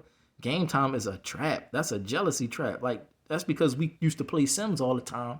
So Simone mad because we had made a house that was too fantastic and they erased the stuff off the memory card. And so now she want game time for the memories. I just ain't never tell you. So now you got to go to the game time and now you realize why you lost the last game. Because you may know the history of back in the, you didn't know the history, with how she erased the memory card and all of that stupid stuff like that. I'm just making stuff up, but I'm just saying. And used to play a lot of games because it was more fun with board games, Life, Clue. That Simone was a master at Clue. She can pretty much always win the Clue game. She's really good at detective work. So that would be a good profession for her, like figuring out mysteries and stuff. But yeah, over here in this window, one time something happened to the window, broke or something like that. And I tried to open the window and I cut my hand. But I cut my hand so deep, but didn't realize I cut it so deep. It was just running blood. And Uncle Al was like, what the heck? Like, it was like, hey, boy, you cut your hand? How you cut your hand? Like, I don't know. Just cut my hand. Show grandma, like, cut my hand. Aunt Jim, like, I got to replace the windows and da-da-da. My hand gushing all over the floors and crap like that. One time in the living room, anyway, before the living room, I used to go to the back right here. Aunt Jay used to get mad because my father used to break in the door back here. He broke the door. Somebody broke the door in back here. And because they was mad, Aunt Jay kept locking the door. And they family and, da-da-da-da-da and stuff. You my sister and this, that. Why you acting like that? So then it was like always, my father ruined it, by breaking the back door. And Aunt Jay had to figure out a way to kind of put it back together. So it just kept swinging open. And so we had to do something to figure out that it wasn't always the door like this. It was like a window there. He broke the window. And then Aunt Jay tried to put a board up by the window, but then that wasn't working. And then it was always flies on the window. Like, why is it always flies on the window? What is this, an Exorcist movie? Like, the heck going on? So me and Selena used to always be down here playing, man, her toys and stuff. One time, Francisca would come to visit. It was Francisca Shantira Wilson. She used to always visit me, come up here and be chilling with me. We on the Bible study or just talking. And then telling us stuff about me and Selena and how I'm just, da-da-da-da, what's going on with me. And then I did something funny one time with the stroller. Selena like, oh my God, that's amazing. How you lift the stroller up with one hand? She all amazed, eyes glossy, looking like, how you do that? So she trying to do it like, I can't do it. It was funny. And then we used to play like, I forgot what we was playing. I made up something, but she was the machine gun. Used to pick her up and like, shooting at everything. Like, oh my goodness, I got to reload. I'm tickling her, but it looked like I'm like reloading or whatever. Like I gotta reload, but I'm tickling her, and so she laughing like, like come on, throw the grenade, dude. Like come on, something you gotta climb up the wall. So I had her climb up the wall for real, but I'm holding her up, and she really into it. Gotta climb up the wall and escape through the floor, through the ceiling. It was retarded, man, but it was fun. Played teacups and everything. So. You got to kind of understand, man, when you have innocent moments and memories like that and you stop it, it breaks a person apart because something that was good could stay good, in the moments of innocency where people's minds are not in an innocent moment, you ruin innocent moments thinking that moments that are innocent are not innocent. You mess everything up. Josh used to always Josh Parks back there, Joshua, Aunt Jiz's godson. Our godson, and her family's Trinette and Shireen and Luke and Janisha, all of them. All right, so Joshua's I think that's his uncle. Yeah, his uncle Luke. He taught me how to like shoot the BB gun. He used to have the air pressure BB gun. He used to come up Park Heights and Ophir and walk up the alley. He showed me how to like, yeah, I'm gonna show you the BB gun. It's BB gun. It's a real gun. Like, oh, it's a BB gun. He opened it up, like got the little air pressure capsules, and here go the bees, and then you shoot it. He ain't let me shoot it because he was like, I don't want Jay saying nothing to me because if I let you shoot it, Jay gonna say something, and I'm gonna get jammed up for letting you hold the gun. I'm like, all right, because I was too young. But he was showing me the gun and all that, the little air pressure BB gun and stuff. So whatever, history that I have with Joshua's family that Joshua don't even know, especially Janisha, the little. But I don't have any history with Shari except for when we went to Adventure World with Aunt Jay and all of them, and she almost got her head ran over, and I got ran over waist down. Me and Shari both almost got ran over. We wanted to be outside with the big kids, and Shari wasn't supposed to be outside with the big kids, and she landed on the blanket. Everybody out there, me, Rhea, Ann, Josh, Mike, Jake. Shirey all laying on the carpet rug eating ruffle chips, and then we fall asleep and I get ran over. Shirey barely get missed. She barely get missed, and then she's okay or whatever the case. So that's it. And then later on in life, I seen Shirey up in here. I'm like, oh, what's going on, Shirey? What the heck? 4 kids? What the heck going on? How you get 4 kids? Last time I seen you wasn't with nobody like that. Hey, like it went from Can't nobody talk to my cousin Ray too. Shy Ray got 4 kids. Like, dang, that's the only reason why Sasha, Dana, Shy Ray, or any of Simone Samantha's friends or whatever the case never really like continued the interest. Like Sasha, she never continued her interest because it was like, don't talk to my cousin thing. Like my sister Sophie, don't talk to my brother with Alicia. Don't talk to my brother. Now Alicia's all famous now, or whatever the case, with a new name and crap like that up here, being somebody else. And it's like, all because don't talk to my brother, and stuff like that. Now you want to try to make a thing that, you want to kind of rekindle a thing.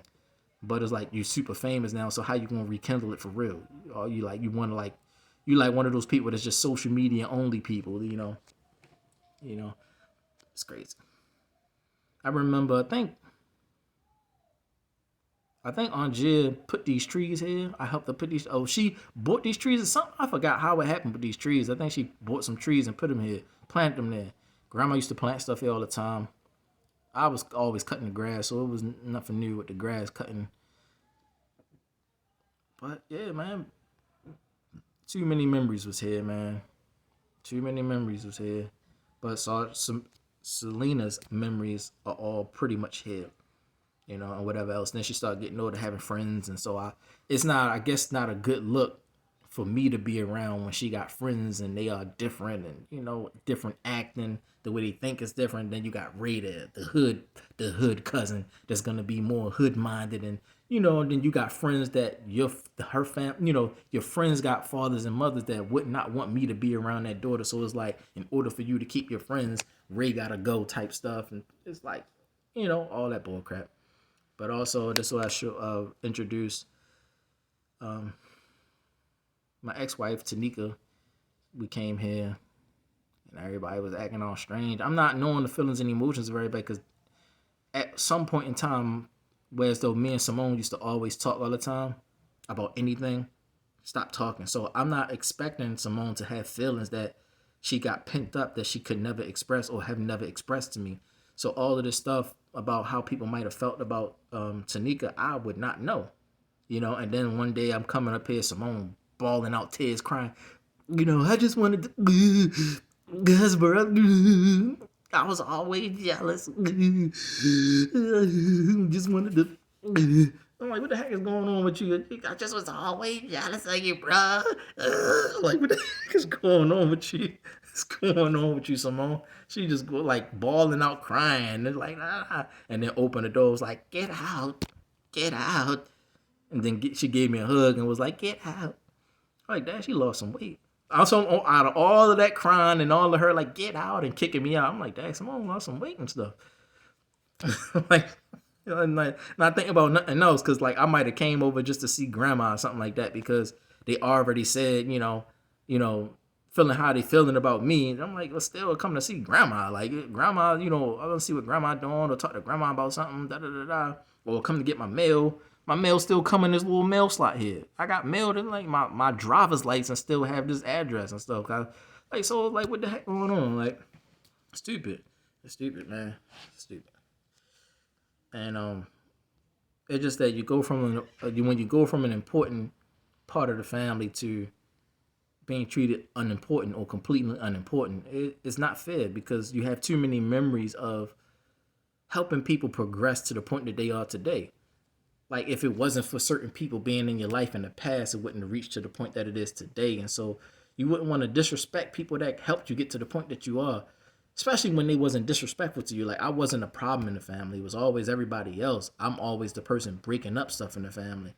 But maybe it got to the point I was reading the Bible too much, or I was becoming a Bible person real heavy.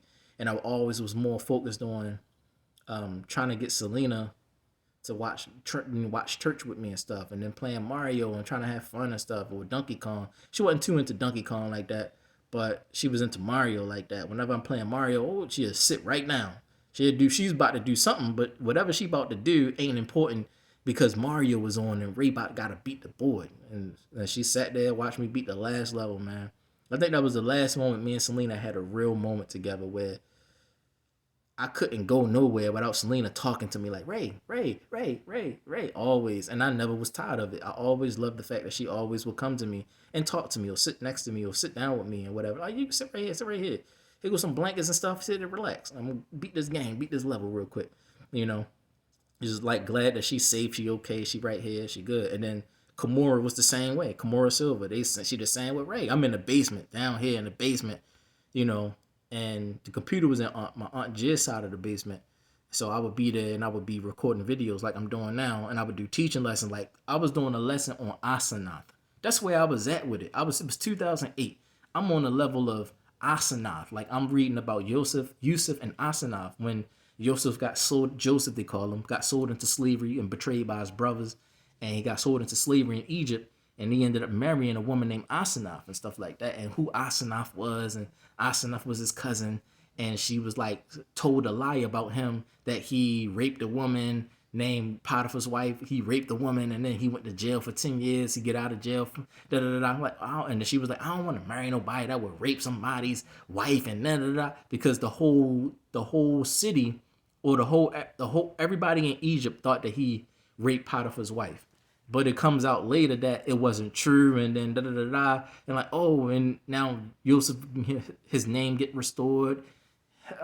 He was defamed, but now he's not defamed. He's second in command to Pharaoh. He's running the show now. So now Asenath was like, man, why would I want to marry somebody that's a da da da low life that takes somebody da da da da, in prison, stuff like that. And then he come into the house looking all fantastic and looking all beautiful with the garments and real nice. And then here it is.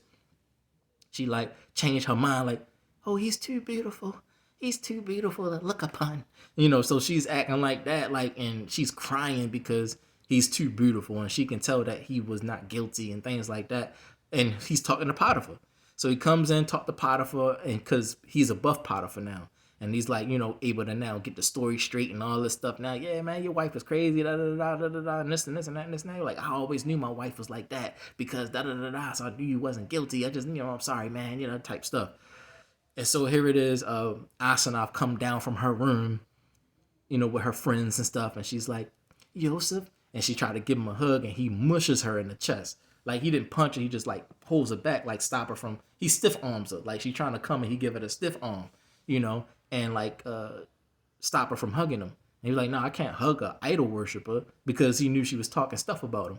So he talking stuff back to her face, like, nah, I ain't gonna talk about you behind your back. I'm gonna talk about you to your face. Like, nah, you an idol worshiper. You worship idols, and you give food to dead idols that can't eat or see or sleep. And he just like, he horsed her to the maximum point, but it made sense.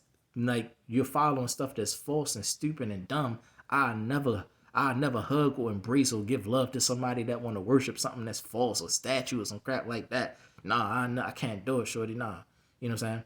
So that's how he did it like that. But he did it like that on purpose so that she can realize what she was doing and how she was living, so she can change. So she goes and she runs and she fasts and pray and sackcloth and ashes. She's like looking a mess, no makeup, hair looking a mess, smelling funky and stinky because she's fasting. When you fast and you put dung on you and you stay in ash, you look, beat down and stuff. Then when she was finished get to the point of finished fasting, a messenger of heaven come and visit her and tell her what she's supposed to do, that she's supposed to marry him. You're supposed to marry your cousin Joseph, and this, that, and the third, and da da da da. So then it comes out, oh, okay, so now she knows she's supposed to marry him because a messenger, an angel from heaven comes and tell her that she's supposed to marry him. So then when he comes again, she's clean now, and he was like, yeah, I got the same message from an angel too that told me that I'm supposed to marry you and don't be afraid to marry you and da da da da da. She's like, yeah, because I got an angel that visited me and told me to, so they had the same message. It wasn't a confusion, like he's saying something that she don't know anything about. They both had the same message. So they ended up marrying each other. And that's where it started the whole thing about Asenath and stuff like that. And they go into details about Potiphar's wife and how she was just always after him, like burning in lust after him. And when he kept rejecting her, she made it look like he was the one that was trying to rape her, but she was the one trying to rape him. And it wasn't something that was heard of ever before, that a woman's trying to rape a man. It was like, what the world, man? We don't believe you at all. So then it never believed it until the end, And so it was that story. So when Asenath found out, she was like, oh, so it was a lie. Yeah, da, da, da, da. You was in prison for 10 years for nothing? Like, what? And so then it was, it cleared up. So I was in this house teaching that for the first time. And Kimura was sitting on Aunt Jiz's bed, and it's like interrupting me, like in the background, like now she in the back, like, Ray. I'm like, come on, you are. What you want? I wish she was my father. I'm like, what? And then get off the bed and run up the stairs. I'm like, all right, okay. Like, all right, Kimura. Like, that was strange to say, but okay. But don't make too much noise going up and down the steps. You gonna be up the steps or you gonna be down the steps? You gonna do up the steps or down the steps? Okay, I'm gonna stay down the steps. And then she gonna sit on the bed and stay down the steps and listen to me teach, and then run up the steps and down the steps. I'm like, all right, let me just get through the video. And so that's how I was doing. She was all over the place, behind and in the back and in the background and stuff. Yeah, I think she was like 4 years old at the time. She's like, Ray, I wish she was my father. Where'd that come from? She sounded like Sasha when she was like, Ray, you like me or Stephanie more? I'm like, what? Where'd that come from? How you go from playing with doll babies and Barney, like Barney was just coming out. How you playing with Barney and doll babies and stuff like that to you like me or Stephanie more? Like, where'd that come from? Like, what the heck going on with y'all mind processes and stuff? How you 4 years old thinking, I wish you was my daddy, Ray? But the reason why I was that is another reason. That's another story that I probably do about Kimura another time, because me and Kimura also have really, really close relationship when it comes to me being around or whatever the case. And I think that's good to tell that story too, so people can get the dirt out of their heads. Also, guys, that was in my aunt's life that came later, they can stop thinking dirt or whatever. Like, well, I was always here, but they wasn't always there, so they thinking dirt. Like who is this? Like, oh, that's my nephew Ray, and da da da. So you ain't believing nothing coming in because you ain't even talked to her coming in. You just like jumped the gun and met her and then wanted to, start some kind of life and ain't even know the girl. So you not believing nothing that's going on. You ain't acquaint yourself with the family and nothing. You come in guns blazing, shutting everybody down, just talking the most out of everybody that's coming around visiting. You're not listening to nobody, like Uncle Alvin, Uncle this, Uncle that. They're just listening to you just like talk about stuff, and like you fighting trying to prove a point. But you should have came in soft and humble to get the approval of the family first to get acquainted. I don't know why women do that, because when things go south and danger comes, you go running to your brothers for help. When you should have just did that from the jump, and it could have prevented a lot of problems.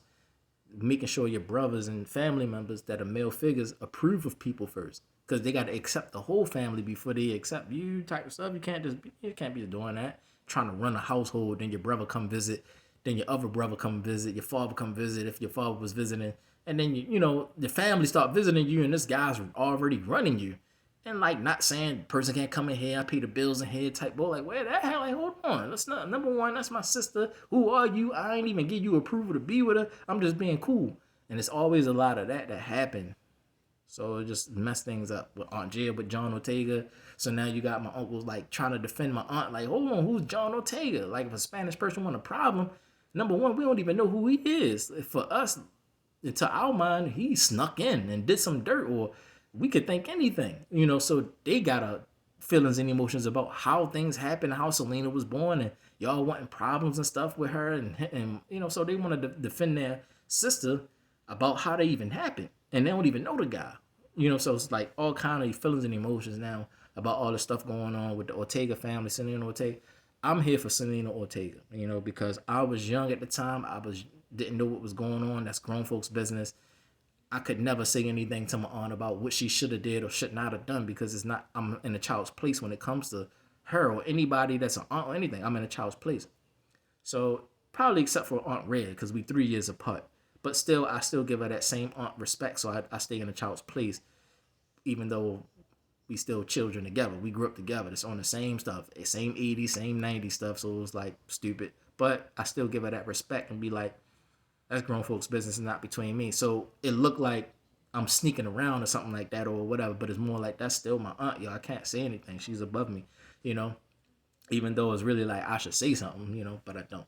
So Dennis, and then Dennis knew me more because I was a teenager. I would be at Aunt Jill's house, so he came to live with Aunt Jill. So I'm already at Aunt Jill's house, so it wasn't like I was coming into a situation that he was with a girl with, and I'm family. No, he came into our situation, so it was not funny looking. It was like, oh, that's Lil Ray, Lil Ray, da da da. I said, yeah, that's my nephew, and that's my. So he understood more clearly who everybody was, because he came into the family where everybody, he came to stay with my aunt. It wasn't not Red, it was my Aunt Jill. Then when Dennis left, it's Daryl. Daryl came into a situation where Aunt Red can take care of herself. So it looked funny, like who's this guy, you know? And then you got two children that's not your children, you know, Devin and Damien. I'm like, what the heck? And I'm helping my aunt, you know, watch him and stuff, and being up and like with the world. They would never. Which one never stopped crying? You know, one of them never stopped crying. They was my cousin Chantree's children that she couldn't take care of, so my aunt took custody of them, or whatever the case. And then Daryl is gone. He got two children, Mason and his other son, and he not dead. So now it's a new guy. So it's like the way I'm looking at it is not the way they looking at it. Dennis, Daryl, and the new guy. You know, I'm looking at it from a completely different eye, and it's like crazy, you know. But I'll talk about that another time. This was supposed to be about Selena, but like I said, all my family all connects, so there's a lot of pain and feeling the emotions and all kinds of stuff that go on, you know. And instead of talking about stuff, you know, which we should do and understand what everybody's feelings and emotions, and respect each other's feelings and emotions, because it's not a matter of I'm grown, I can do what I want to do. You can't tell me nothing. It's a matter of I need to learn how to respect that you love me because I'm family. And that's how we got to look at it. Like, I'm coming around because I love my grandmother, or I love y'all my family. Not I'm coming around to cause a problem or to start an argument or whatever the case, or you feeling like I'm trying to control you, control your situation. It shouldn't be looked at like I'm coming to my aunt's house, knocking on the door, knock, knock, knock, knock. Oh, that's Ray. Like, maybe I just love y'all and we have history, and that I was, you know, I care. I want to see how y'all doing. Like, maybe it's just that only, not Ray trying to move in. You know, I could play it funny, but still, it's the point. You know, and it's crazy, yo. It's crazy. You don't pick up the phone, the wrong phone numbers, nothing. It's crazy, yo. It's crazy. You know, you go from everything. You go from always playing with Selena to Selena don't even want to hear your name. Last time I really talked to Selena, I was in my cable truck parked over here. I'm driving her to school, or I'm picking her up from school. Something was going on, driving her to school or picking her up from school, and we're having a conversation about why I was not around. I just said something because I know how people love to not talk or think that you got secrets. So when they think that you got secrets, they think you won't talk about something. So I'm like, let me just talk about it because I ain't got nothing to hide. Look, how I feel about, you know, what happened why I left and this and that. And then my aunt come pulling all quick because I might say something that she don't want Selena to hear. So she come popping up. But it was more like I trust Ray to pick her up. And that he probably won't say anything. But I start saying something because why? Her feelings and her emotions matter to me. It matters to me that she know how I feel about her or why I'm not around and things like that, so that she can live life with less pain and less confusion. She can get through life better. I understand you can't go through life out here with confusion. People will not care. People will look at you funny. People will try to help you fix your life problems and then find out stuff, and it can become a mess. So yeah, that's the last time I really talked to her. She's just like looking out the window, not wanting to face me and stuff, mad still that I was gone, but at the same time can't be mad because I didn't want to leave, and she can hear it out of my mouth that I didn't want to leave. I wanted to stay. You da da da da. Some African get crazy. You know how they is sometimes, envy and jealousy. And if I really told you the real everything from the beginning and the secret stuff about why they like that, it would take a lot of time, and it would take a lot of, you know. So to even tell you every detail why your sisters is like that and why they push me away like that, starting from the beginning, 5713. If I tell you, you know, or even 31 Oakford Avenue, you know. So it's a lot of information to tell you. So to tell you right now, it's not my fault, you know, why I'm gone. And so she's just like not wanting to hear it, still feeling the emotions, but happy at the same time that I said something. You can tell. And now aunt come pulling up, and you know, come on, Selena. Like, it's like, well, I'm like, yeah, because I'm saying some stuff. You don't want to, you know. So it comes out because with that, it could heal her, and by healing her, we can be communicative again. We can talk again. You know, we won't be feeling like we don't have anything to say to each other because there's some secret stuff going on that I know you a dirty man. And so I don't even really want to say nothing to you. I'm gonna just walk by. And, you know, instead of that, thinking this, you all in your head with it, not knowing how I'm thinking. I don't know how you thinking, and we just stealthing around each other, not talking. But we know we not talking, so it's something somebody said that's making people not talk. So I'm like, why ain't nobody talking? So I want to say something to get everybody talking again, you know. But it's the core of it always is with Simone and Samantha's envy and jealousy and stuff like that, you know. Starting with their friends, you know, Adina, Sasha, and their other friends, whatever the case. Always the ones that was in the house, always that, you know. It's crazy, yo. And even Greg used to come up here to visit me, cause like I said, I was going to Baltimore City Community College, but my best friend Greg would come up here. He'd catch the bus. He'd catch the bus down Deanwood. So he'd go down the street down here all the way up to Lock Raven. Catch the bus across the street. It'll take you all the way down, back over the west or whatever. And that's a long way to travel. Take like 2-hour bus ride to get from the west to the east. But it's a bus to take you there. I used to catch that bus all the time to get to Baltimore City Community College. I'll take the bus around here. I'll go down the street, go around the corner where the daycare center at, catch the bus right there, take me downtown, and catch the shuttle from downtown, Baltimore City Community College shuttle downtown, and then go to school that way. So that's how I was going to school. But I was also going to school this way, or if I'm trying to get whatever. And then my friend Greg would come. That's a lot of love from a friend to go out your way to come way over east to come visit somebody, and you don't got a car. And he'd be over here chilling. And he'd be like, hey, what's up, Simone? Samantha, what's going on? And I'm like, yeah, yo, they act like they don't want to talk and stuff, like acting all different now. Those was the beginning stages of them not wanting to talk and stuff like that, And so Greg, like, kind of livened it up. What's up, Simone? What's up, Simone? Come on, I know you growing up now and all that, whatever's going on. And so she starts smiling again, like, yeah. And I'm looking at Simone and Greg, like, yeah, I can see how I'll let Greg marry Simone. That's what I'm looking at. I'll let Greg marry Simone. Because the way they, off the first interaction, how happy they was to see each other. And then I'm thinking like, well, Samantha got Carlos. Simone don't got nobody. So Greg can be with Simone. And I'm liking the interaction. I'm really loving the interaction. Then I'm like, yeah, there was Selena right there. Little Selena. Yeah, I remember you in 2012, your little baby and all that. She don't remember none of that. But it's just still, it's a little Selena. Like, yeah, Selena, watching her and stuff like that. Making sure she good. Babysitting still. Babysitting, like, no, I love babysit Selena. It's my little cousin, man. Babysit my little cousin Selena. Because her father ain't around. So I feel her, like I'm right here, Simone and Samantha, I was emotional. Like, I'm like not wanting to babysit them. But Selena, I love babysitting Selena. So it was that. But Serena, when we first moved here to this house, Mr. Chad brought Serena over, and she was just like a little girl. I think 5 or something like that, 3 or I think she was 3, 4, 5, something like that. And they had got the picture of Serena, and I put it on the side of the fridge. So if it's still on the side of the fridge or wherever it's at, I put it there on the side of the fridge. So if it's still there, that's where I put it at. But they might have moved it. But it was a picture of Serena as a little baby girl, and that's the Serena that I knew. She was just looking like with the curly hair, looking right at me, and I'm looking at her, and I'm like, Chad was like, Ray, never mind, Ray, never mind. I looked right at him with the eyes, like,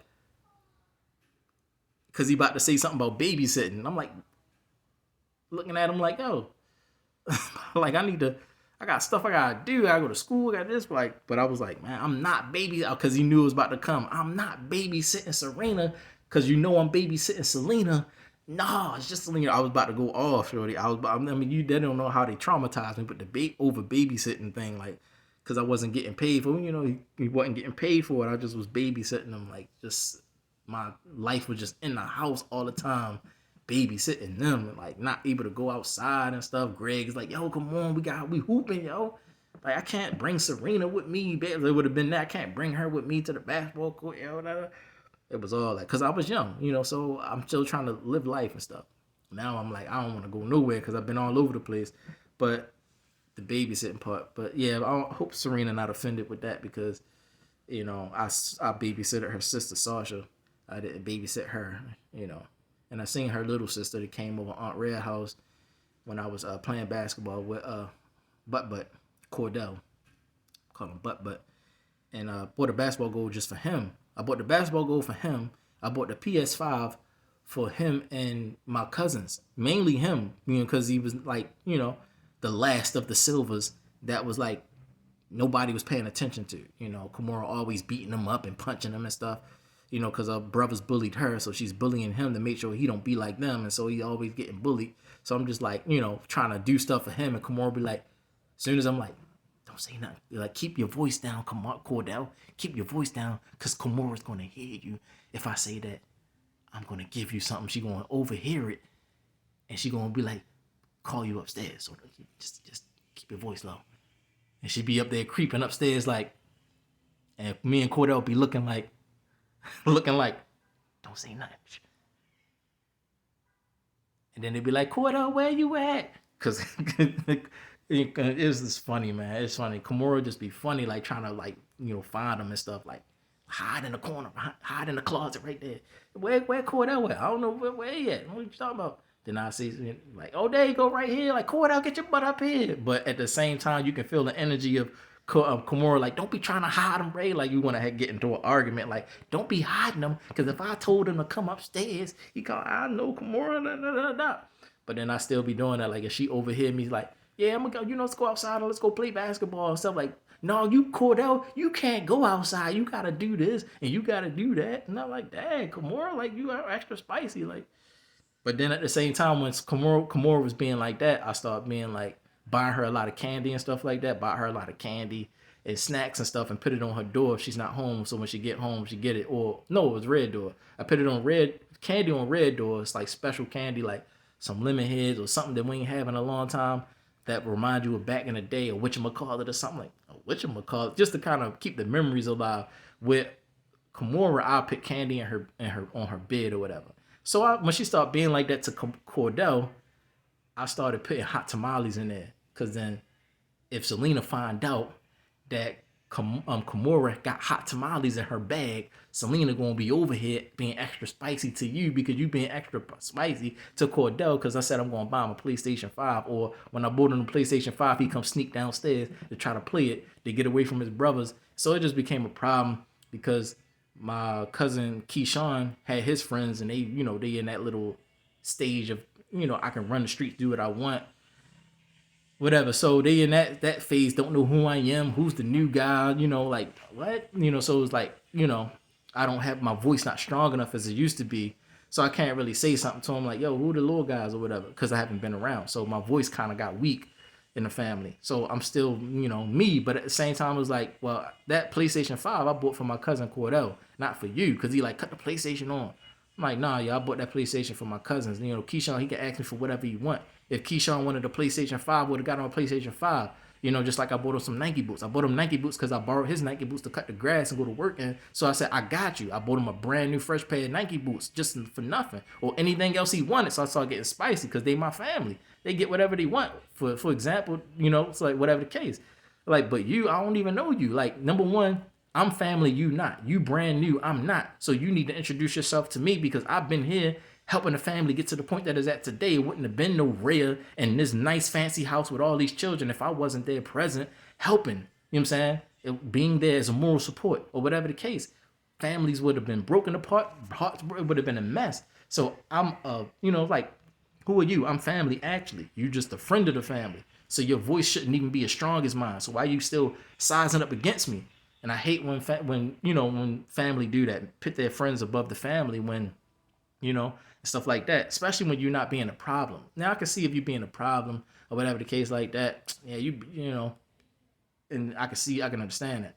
But if you're not being a problem, you just, whatever the case, like, no, I bought that PlayStation 5 for my cousins. The only reason it's down here in the basement because they might break it if it's in their room, So I let the PlayStation 5 stay in the basement, and then I gave them the Super Nintendo and let the Super Nintendo be in their room, but they broke the Super Nintendo. Like, what the heck? Like, see, that's why I ain't put it, and then broke the TV. Like, that's why I ain't put it in there.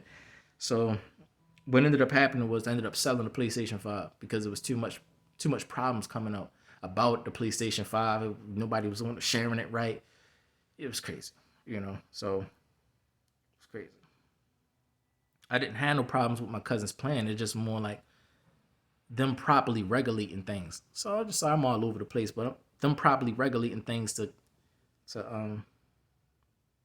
not be fighting and stuff like that. But yeah, it was Kimura. Kimura had, I think she had a place. They used to get the Xbox and they used to share the Xbox or whatever the case. So Kimura would have the Xbox 1 minute, then it would be back somewhere else the next minute in Keyshawn room or whatever the case. Or Kamari would be in his brother Keyshawn room playing the Xbox. He ain't never want to leave his brother's room. So they start fighting. Excuse me, they start fighting and crap because he don't want to leave his brother's room. It was a bunch of mess like that going on. But family matters. You know, everybody have that small little family dysfunction. That's not no big deal. That's just small family stuff. But the friends of the family is my issue because friends of the family can be more troublesome because they're not blood. There's nothing to regulate them. There's nothing that can stop them from going too far if they want to go too far. Like if they want to get up and just shoot you or stab you, they not really family anyway. They just, you know what I'm saying, your friend. So you got to get approval of the family first before you might spaz out and want to kill the whole family. And you ain't even from here. You ain't blood or nothing. You know, so it was that type of thing. You know, even my aunt having friends and stuff like that that she knew from back then. But me being a nephew, they not. It's like I said, my voice. But like I said, I always gave her the respect of being my aunt. But it started turning bad because I'm looking like this grown man that I'm looking like this grown man that's just this sneaky link or some crap. But the whole time it's not that. You know, we just grew up. We just always been aunt and nephew 3 years apart since we were little. People always used to mistake me for her brother. They used to say, "Oh, your brother," like, dang, forgetting names. Tania, Millie, sister, forget her name.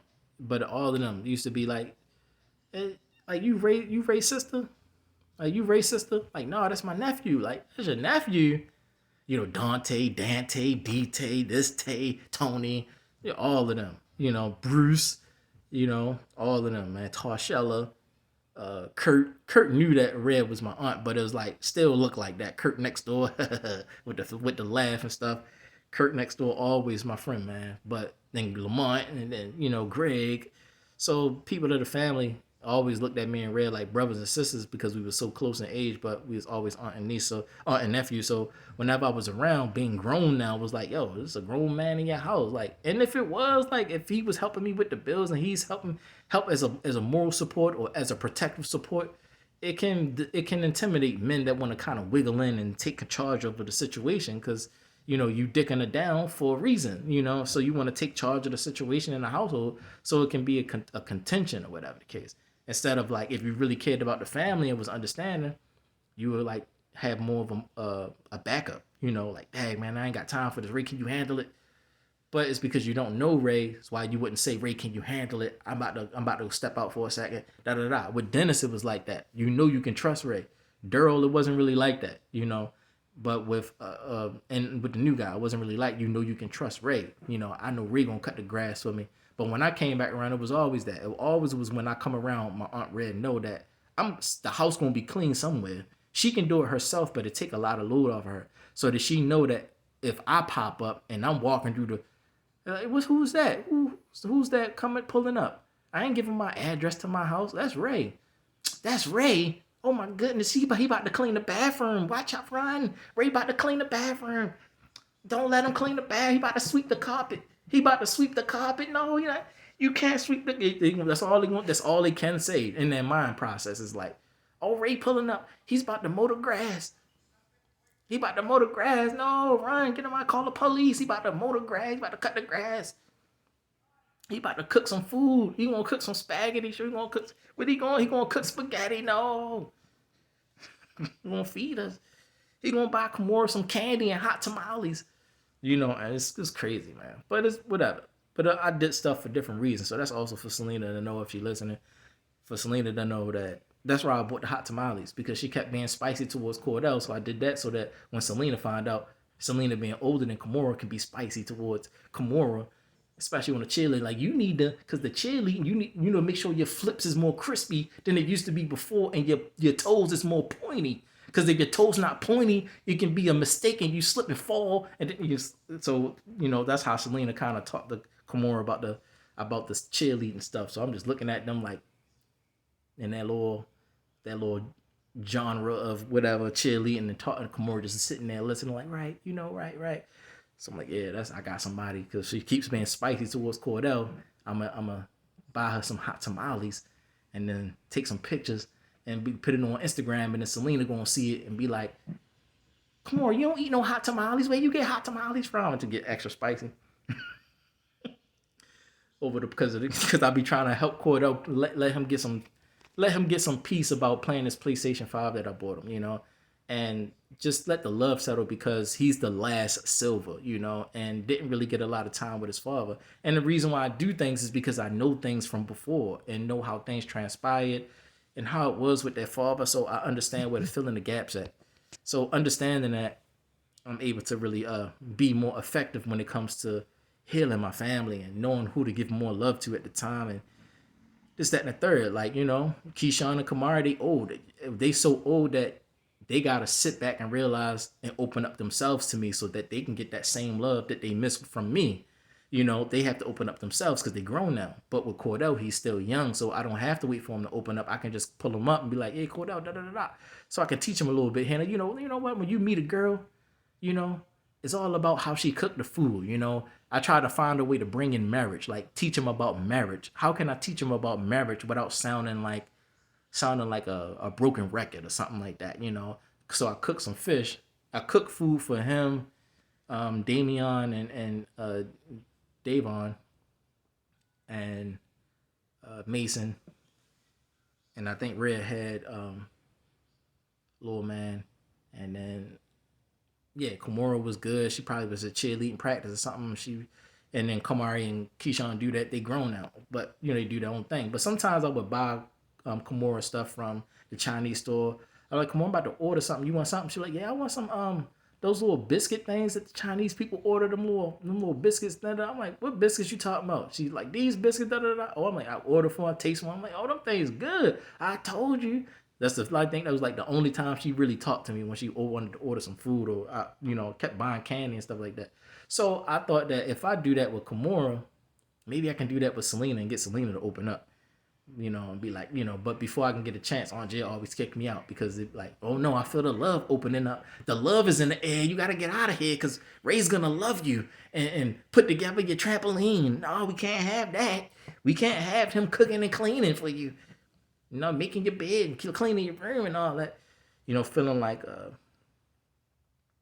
like I used to clean Selena room up all the time when I came back at one point from Tanika, whatever. I came back from Utah and the COVID-19 was going on, so I would clean up, and then I would clean Selena's room and make her bed up and stuff like that. Kind of like as an apology, but not my fault. It's not my fault, but I'm apologizing anyway for not being around to teach you how to maintain yourself and keep yourself clean, and then make cleaning fun and make it part of your daily life, like cleaning and maintaining yourself and taking care of yourself. So I used to spent a lot of time in her room cleaning up her room. So when I cleaned up the upstairs, the bathroom, Selena room. I wouldn't be nosy. I would just like straighten stuff up. I wouldn't get her stuff, but I would make it look clean because the door was broke. So if somebody walked up the steps, they see Selena room. Then Joshua was like going up in Selena room behind me, like that felt disrespectful to me. Like, go behind me, going up in her room behind me. Like, who is you? Like, is that who is you feeling? Like John could pop up out of nowhere. Like, who is you? Like, this is my mother. She ain't take care of me my whole life. I come back out of nowhere. You looking like I don't belong here. The guy named Joshua looking at me like I don't belong, but this my whole mother. And who are you? And like, why you even in her house, man? I'm not. Why you live in her basement and I'm not living in her basement? Why it could be that type of, and then something could happen. Like you could feel stupid, trying to be protective over a situation that you have no place to be protective in. And Shire and all of them, like Shire would come over and like, yeah, Joshua, like, why is you even here for real? Like, to be honest, you don't even need to be here. John supposed to be here, not you. And then if John pop up, you can't feel no emotions about Ray because you don't even know that Ray connects to John, and John is the way, the Ray is the way that John be knowing anything that's going on and stuff like that, and da da da da. So for you to feel some kind of way about Ray, to feel some kind of way about John, who's his mother, that's his mother for real. She came out of his vagina hole. And you didn't. So, like, you can't feel nothing about Ray or this. It's like, that's how it's taken. You not knowing the history, you can feel some kind of way about me, not realizing that I am like John. I'm connected to John. So, all of that stuff you're not knowing. Not John Ortega, John Bullock, her son. So, it's like that. Not knowing, you just there, all of a sudden, and, even Ann and Josh ain't always was there. There was some point that they popped up. It wasn't there in the Westport days and stuff like that. So when we lived out Westport, they wasn't there. I was a newborn baby and stuff myself, barely knowing anything that's going on. Always talking about I'm gonna catch the bus stop. So I was brand new too, but I was there. Aunt Jill and Fred was Aunt Jill and Fred. Ann wasn't even around at the time. Aunt Jill used to drive a little Geo Neo. I think it was yellow, a Geo Neo or some kind of Geo she used to drive all the time. So I was like, yo, come on, yo. People was like, you got some history, long time ago, 80s and 90s. Like, y'all just popping up with a voice. Like, you can't have a voice popping up all of a sudden and be like, your blood not thicker than water all the time. Like, yeah, but when you got family that never caused problems, the blood is still thick. Because he never caused a problem in the family. So it's like there's nothing for you to really be fussful about. There's nothing for you to be angry about, or for you to point a finger about to be like, dang, I ain't got nothing on Ray. You don't have nothing on me for you to feel any kind of emotion that kind of push me out. So if I want to visit my family, why can't I just visit? Like Dorian Wayne, Carlise, Denise and them. Denise, that's I don't know why I'm forgetting. See, I haven't seen certain family members in so long. Denise and them.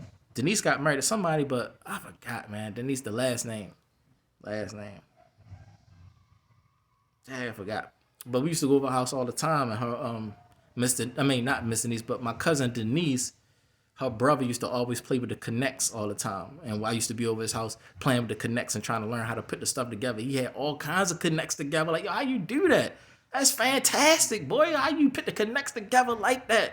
All the way a whole dragon and crap. Like, you do that? How you do that? The instructions. How you do that with the instructions? I can't even figure out how to put this together with the connects. Like, he was nice with the engineering early. And Denise was just a little girl, and I used to be over his house all the time, man. And they lived right on Liberty. They lived off Liberty back then. It's crazy, yo. It was like, yo, it's crazy. But even great grandma, a lot of family members don't know who great grandma is. I met great grandma. Great grandma gave me hugs and stuff, and all cuddled up all up under me and stuff. And y'all don't even know who great grandma is. Never even been to great grandma's house. So how can you have a voice and you don't know who great grandma is? You know grandma, but not great grandma. Out of here. You don't know great grandma, shorty. Out of here. Like, Ray know great grandma. Like, yeah, but you don't. So like, what you gonna say to Ray? That no great grandma. I missed the funeral, but I was at the house. Aunt Charlene was supposed to pick me up, and I missed it because the bus came late. So I missed it. Aunt Charlene went to the funeral, and I stayed behind at the front steps, and I felt like somebody was hugging me, and then I just got up and walked away. At great grandma's house off Rogers. Out of here. So it's like all of that. And all of the aunties and stuff like that, yeah, I know them and stuff. They know Ray. They're like, ooh. So if anybody feels some kind of way about little Ray, it's like, if the whole family come together, you ain't got nothing to say. A bunch of little kids feeling kinds of ways about Ray, and then when really anybody in the family start talking about Ray, family members that you don't even know about, everybody in the family know Ray, but not you. So it's like, calm down. You know what I'm saying? And I was just like, yo, it's crazy. It's crazy. It's just small, certain parts of the family feel certain kinds of ways about me because I spent more time around them, or certain things happen and stuff like that. And so it's like, these couple of people in the family might feel some kind of way about me, but the whole entire family, everybody don't, like the family at St. Cecilia up Walbrook, and stuff like that, that used to go to Catholic church. Y'all ain't never be up in the St. Cecilia Catholic church going to Sunday school like me and Rhea, because we can't eat communion because Aunt Dorothy, y'all don't even know who Aunt Dorothy is. It's Dorothy, but I say Dorothy. Aunt Dorothy, you don't even know who that is. You know what I'm saying? Aunt Dorothy, you love me. She used to always be around because she knew that I always was into the Bible, because my father was always giving me the Bible to learn it, and I'll cleave to it. So Aunt Dorothy cleaved to me because I wanted to learn the Bible. Uncle Tinker cleaved to me too because I always wanted to learn the Bible. That's, but you don't see them anymore. They gone. You know what I'm saying? So it's like that. Y'all don't know Dominic and Micah and Marcus and them. Y'all don't know them going to Lake Cascade and stuff. Y'all probably brand new, young. You know what I'm saying? So it's like y'all don't really. My voice is stronger than y'all's because they know Little Ray from Reynard. They know Little Ray because I'm the firstborn. So it's like, yo, see what I'm saying? Or the first one. You know what I'm saying? It's spicy stuff in the stuff, situations that not really was what it was, but still, I earned a place in the family, and it's kind of like still there because my name is still Gibson. But finding out new information about Tupac and all this stuff, that's brand new to me still too. But still, I still have a place in the family, being there all the time. Having a good memories and stuff like that in the family. So I just feel like when family don't, like, I'm not causing problems in the family, I should be able to come around and see my family and visit my family. And outside people that supposedly have greater voices, than me shouldn't have those greater voices. You know, it's disrespectful. It's disrespectful to me. Because if I want to come around and see Selena, or if I want to come around and see Grandma, or see how Simone doing, Simone start acting funny, so I just don't really be bothered with Simone like that. Or if I just want to see how Aunt Jid doing or something like that, make sure everything okay. It's because I love my family. Y'all making it anything in y'all head y'all wanted to make it. Whatever kind of lives y'all living all of a sudden. Like if I wanted to go over Ann's house by myself with no help, Juliana and her two sons don't know nothing about me and Michael or me and Miss Dawn or me and Jake. Y'all don't know nothing about my history with them. So if I go to Miss Dawn's house, like what Ray doing to Miss Dawn's house all of a sudden? How you doing? Why you doing at my grandmother's house? Like I've been at your grandmother's house in the pool before you was even born. You know what I'm saying? I was, what I'm saying, it could be all that. Like I was at your mother's wedding before anybody, I was the flower boy at the wedding. If you see the old pictures, that's Ray right there. Like, so I got a voice here too, but it's not blood family, so I really don't got a voice. But I'm just saying, I'm relevant. You can't tell Juliana Ray ain't nobody. Like what? Wasn't Ray the one with the chainsaw in the back of the woods at the dead in house? Like, yeah, that was Ray in the back. Like, yeah, that's Ray. It's like you can't say nothing about Ray. The punch buggy, no punch back, but the dolphins in the inside. Or the Ninja Turtles, and then seeing the first beginning stages of Josh and Ann being together and them getting married and them becoming a newlywed, and then things falling off slowly with the Prince album, with the butt cheeks hanging out the Prince album. And so Ann and Aunt Jid looking at me like, Ray, what do you think about this? I threw the Prince album, and then Josh Phillip like, come on, Ray, it's Prince though. It's Prince. I'm like, nah, I ain't got it with Prince. I'm trying to run out the house, not trying to come to your house. Cause y'all Ann and them and y'all the white people and y'all got comfort. I'm trying to run out the house because Josh just got a Prince album with the butt cheeks hanging out on Purple Rain and some crap like that. And I'm trying to get out of there with the Blair Witch Project. I'm trying to get out of there. The scariest thing I ever seen, a man with his butt cheeks hanging out on an album cover and it's named Prince and everybody love him. I'm like, nah, I can't do it. So I'm running out the house like, I want to go. Aunt Jill like, come on, let's go. And like, all right, like get right out of there. Beginning stages. I used to sleep in the basement. Like when I would go over Ann's house, I would be in the basement. So I slept in the basement on the couch. So it was like I could have even been adopted by Ann, or I could have even lived with Ann. You know what I'm saying? If that's the case, I could have lived with her or whatever. So or Miss Dawn. Miss Dawn could have been my adopted mother or some crap like that, and I could have lived with Mike and Jake, because Mike and Jake I spent a lot of time with when it came to the Sega Saturn, the Dreamcast. They had all the games and stuff, and Miss Dawn used to always be yelling at them because they didn't want to go to college and stuff like that, or they wasn't gravitating towards the college papers and stuff that she had when she was giving it to them.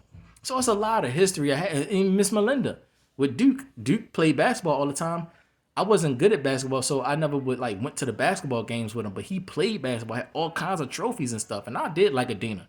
To tell you the truth, when the very very beginning, I liked Adina because she used to always be alone, and she just like Duke. I like Duke. I used to go with Duke and help him move furniture and stuff like that, but I wasn't strong enough. I was like 15, 16. I wasn't strong enough to help him move a whole stove up some stairs. Like I can't lift this stove up the step, but I was trying though, trying to get with him and trying to help him. Like, yeah, no, I understand it's kind of heavy, Ray. So I'm trying to be with Duke, trying to help him do some work and stuff like that. Or wanted to go play basketball with him. Or one time I was walking home from somewhere far away, and it's late at night. I'm like, man, I need to. I'm getting tired or whatever. It's getting late. So I ended up going to Miss Mindy house, Miss Melinda Lepley house. I went to Mindy house or Adina house. So I went there, and I'm like, Miss knocked on the door, knock, knock, knock. Right by Kern Hospital where they used to live. So I'm like, knocked on the door, like, hey, where Ray know where I live at? Like, Ray know what? Yeah, Ray know where you live at. Like, knock on the door. Oh, that's Ray. Like, yeah, I'm walking, coming from work or something like that, and I just wanted to know if I can get a ride to Aunt Jill's house. And she was living at 20. Oh, I got you, Ray. Just give me a second. You can lay down right here. It's kind of cold outside. You can lay down right here in the laundry room where it was warm in the laundry room because they was washing clothes and the heater was on. And Dina's upstairs acting all shy like she about to come downstairs with this prom dress on and stuff like that. And she trying to like prepare herself to come down the steps. That's how she was acting. But then she coming up, Dina, come down the stairs. What's going on?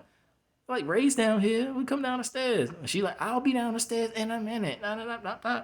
And Duke is just watching basketball highlights, and I want to watch the basketball highlights too, but I'm like, I'm not going to go in that bathroom. But he was, what's going on, Ray? What's going on, Ray? So Duke liked me being around. Like, what's going on, Ray? You know what I'm saying? Like, what's going on, Mr. Duke? Dana come down the steps like she got a prom dress on. I was like, what the world? And she was like, yeah, it's time to eat or something, she was saying. And Dana start having friends and stuff like that, like different friends. She's listening to Evanescence. I'm like, dang. She was lonely. She really was lonely when she was young. So she definitely like Evanescence. She gravitates to that thing. But I started listening to Evanescence because Adina listened to Evanescence. I want to know what she found interesting of Evanescence. Like, Evanescence, what's that? Let me listen to this. Like, what she see in Evanescence? So I started listening to that because of Dana. And, stuff like that. But yeah, I used to always be relevant, But I always was living my life too. But I came from a hood. I came from the hood, so I stayed hood minded. And the way I talk, the way I communicate, but the way I think is a well rounded thought process. The way I think because I've been in different types of environments. I've been around different types of people with thought processes. You know, the disrespect of Mike and Jake always throwing stuff at me, water balloon fighting. I'm like, I'm chill, man. I'm done water balloon fighting. They still hit me with water balloons. I think that was the first time I was about to really fight Jake, and Ann was mad, like trying to stop me from beating Jake up for real. Because I'm like, I chill. She wasn't defending me when I was like, chill, Jake. I'm done playing or whatever. I'm done. I'm tired. I'm soaking wet, or whatever. She wasn't like, chill, Jake, chill. He done playing. She was just like, get Ray, get Ray. I'm like, and that's the only thing I didn't like about Miss Ann when I was young is that she was defending Jake and Mike more than me. When I said I didn't want to do something while I was good, I'm tired of playing. You'll let them do whatever to me. It's kind of like, yeah, if it wasn't water balloons, it could have been paintball guns, or it could have been something, or it could have been tormenting me or torturing me. It could have been something else, something extreme. And if they kept going and you're not stopping them, they could have really hurt me. So I took it like that. And like, oh man, I don't even want to be around. I don't want to be around Mike and Jake no more. But I did love Miss Dawn because she was trying to help me get to college. One time it was some ants in my food. And I was like, oh, it's some ants in my food. And I'm like, Miss Dawn was like, you know what you do with that, Ray? You know what you do with those ants in your food? You swipe the ants off and you just eat it. I'm like, the first time I start realizing real life, like real life, like bugs that get in your food, eat it anyway, like ants and wildlife. We was camping, so it was like other kinds of bugs, not roaches. Even roaches, like, yeah, we got roaches, but they ain't gonna be in your food and you gonna still eat it. Like, it was like that, but it was like, forget it, teaching you how to be tough or survive in real life type stuff. So it's that, even about sleeping bags. I learned how to all kind of stuff, yo. It just is crazy, y'all. Just is relevant, yo. Very relevant to the family, and it's not just like when it comes to Selena and knowing stuff. It's not just Simone and Samantha and Keyshawn and Kamari and that small little arena. Like, it's the family is way bigger than that. And if anybody want to know who even Selena is, like, who's Selena? You know what I'm saying? But they know who Ray is, but they don't know who Selena is. So it would even be wise for me to speak up for Selena better than Samantha and Simone, even though they are wise and, that it'd be better for me to speak, because it's like Ray is older than Simone. We know Ray more than we know Simone and Samantha. So we listen to Ray better than we listen to Simone and Samantha, because we know Simone and Samantha was really like spoiled. They really were spoiled when they were young. They didn't really really have the same discipline that we had or grew up in the hood and the struggle like we grew up in the struggle with the rest of the family. But we still listen to them and respect them, but we know that they don't understand the struggles that we came from. So it's gonna be a little bit difficult for them, the family, to respect Simone and Samantha on a deeper level, on a more deeper level.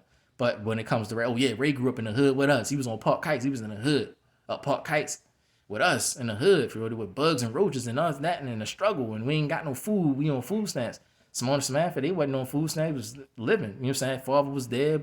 Always had food. Always had nice house.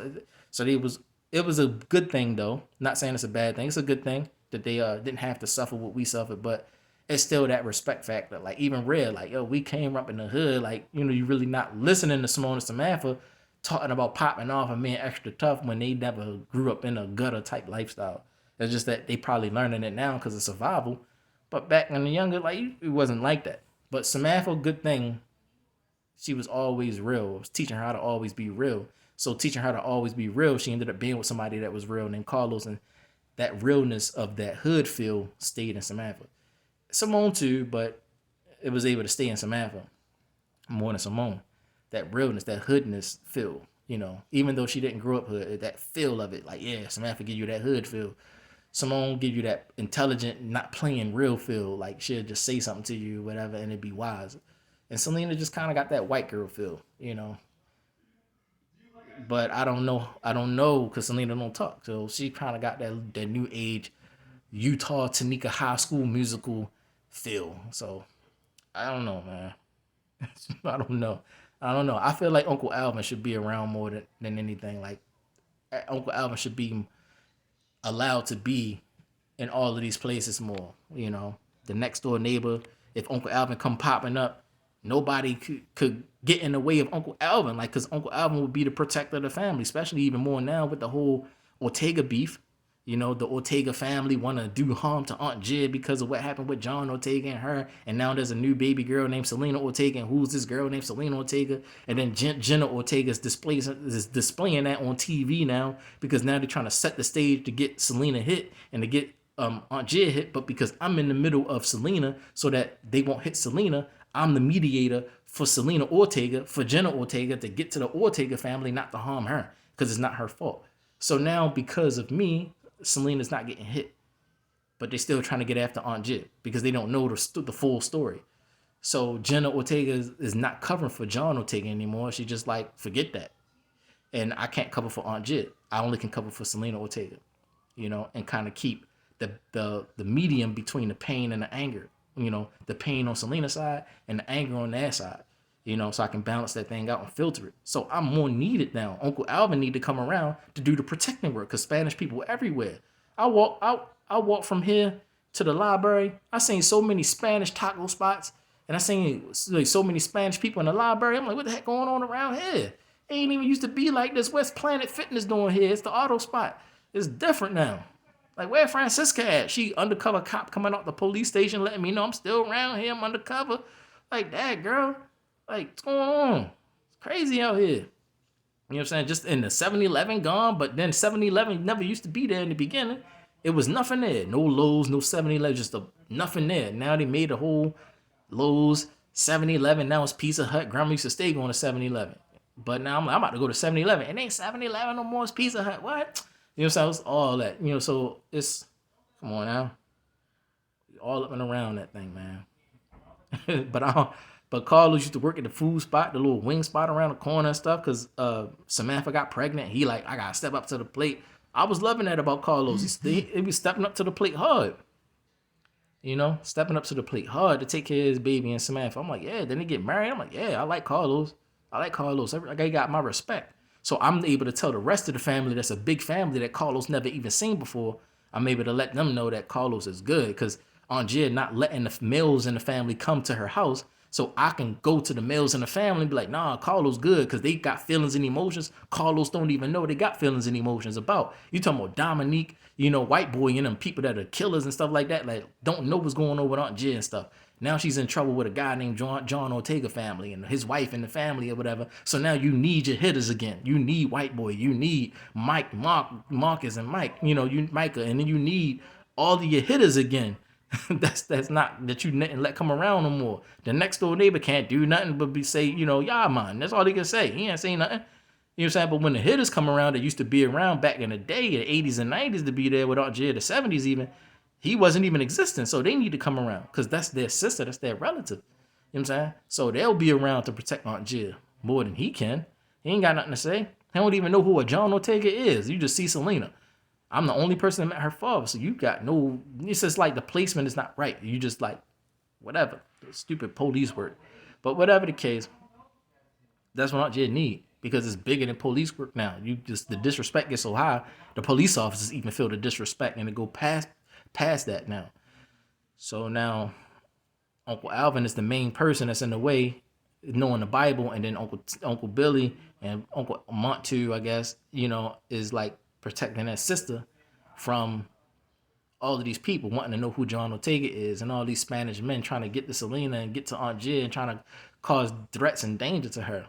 You don't feel it and you don't see it really, but it's there. You know it's there. It's lurking. So you got to be real military minded to understand, militant minded to know when the threats and dangers are coming. So you need Uncle Monk now, because Uncle Monk can sense threats from a mile away, 10 miles away, like I can. He can sense the threats coming. So you need that. Because Aunt Jid's in danger now because of the Ortega family. a child out of wedlock, and all this stuff like who's this little girl and the child support stuff, and the wife of the Ortega family mad and crying and saying all kinds of stuff about who is this bitch named Jed putting my husband on child support and we ain't da da da da da and took taking food out. It's all that energy, but at the same time Aunt Jed can feel the same way. Who is this guy? I don't want to marry me and playing with me and then get me pregnant then run away. So on both sides it's like crazy. So that leave it to that. Uncle Alvin doing the protecting work for Aunt Jed and everybody else that's with Uncle Alvin.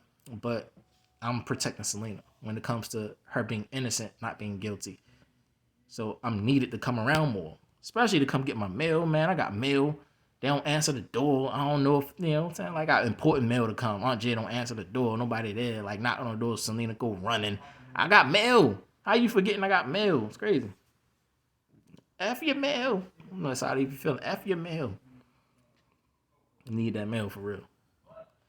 But whatever the case, I don't know, man. It's like it's at the point where I don't know what Joshua going to do because when things really get heavy, that's Trinette's son. And Janisha little nephew. That's Janisha nephew, Luke nephew. You know what I'm saying? That's Trinette's son, yo. And Trinette's mother don't want to see anything happening to her grandson over something that Aunt Jid did, and everybody know Aunt Jid from the beginning, back in the hood days, park kites and stuff like that, Pimlico and all that. We know since then. Janisha mother and them lived in the apartments that got burnt down and stuff like that. So it's like, hey, they used to live on our block, Oakford. They lived on our block, Oakford, so they was right there. They was our friends. Janisha had the crush on me and stuff back then, but she's taller than me and type stuff. So all of that. So it was very involved before Joshua was born. I was involved with Miss Trinette and her family. Miss Trinette, you know what I'm saying? And Shy Ray, involved and stuff.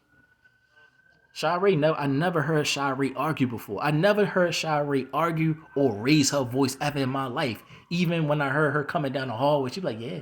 I know she mad as ever, but she like, yeah, that was a good one. And then just kept walking like, that's Shy Ray. Because I had said something about Joshua being in Aunt Jiz's basement. And so I heard Shy Ray's voice coming down the hallway, and she still sound like Shy Ray. The super calm person that never fuss or argue or anything. I can't see Shy Ray arguing, ever. Or raising her voice or showing a frowny face. I never could see that. I never seen that before.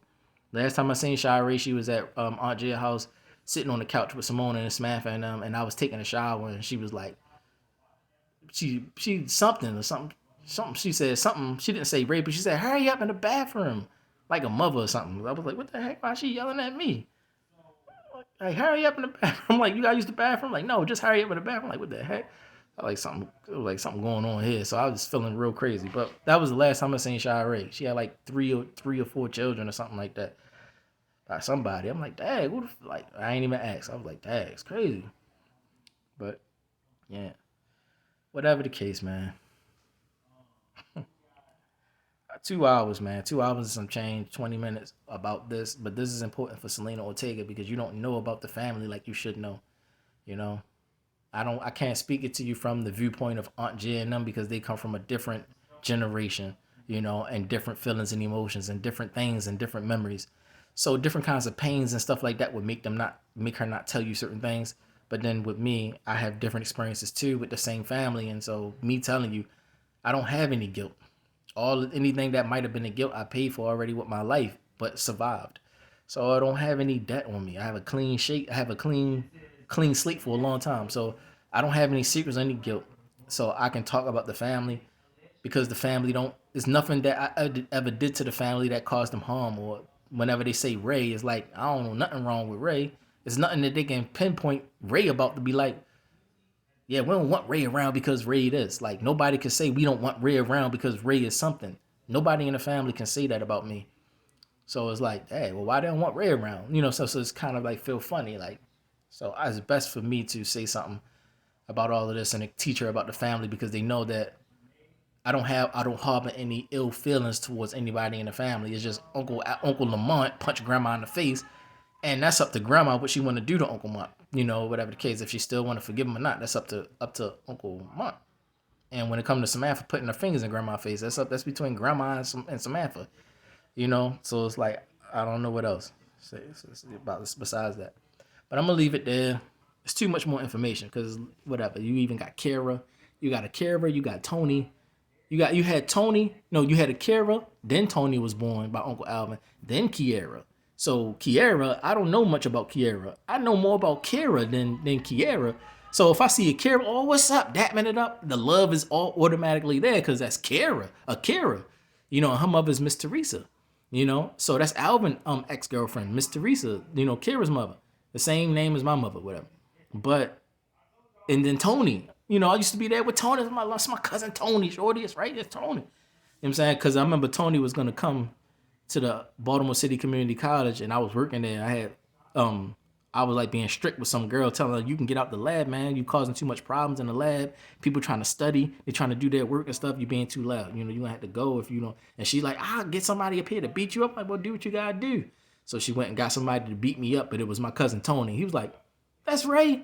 That's my cousin. Girl, get out of here." You turned right back around and walked out.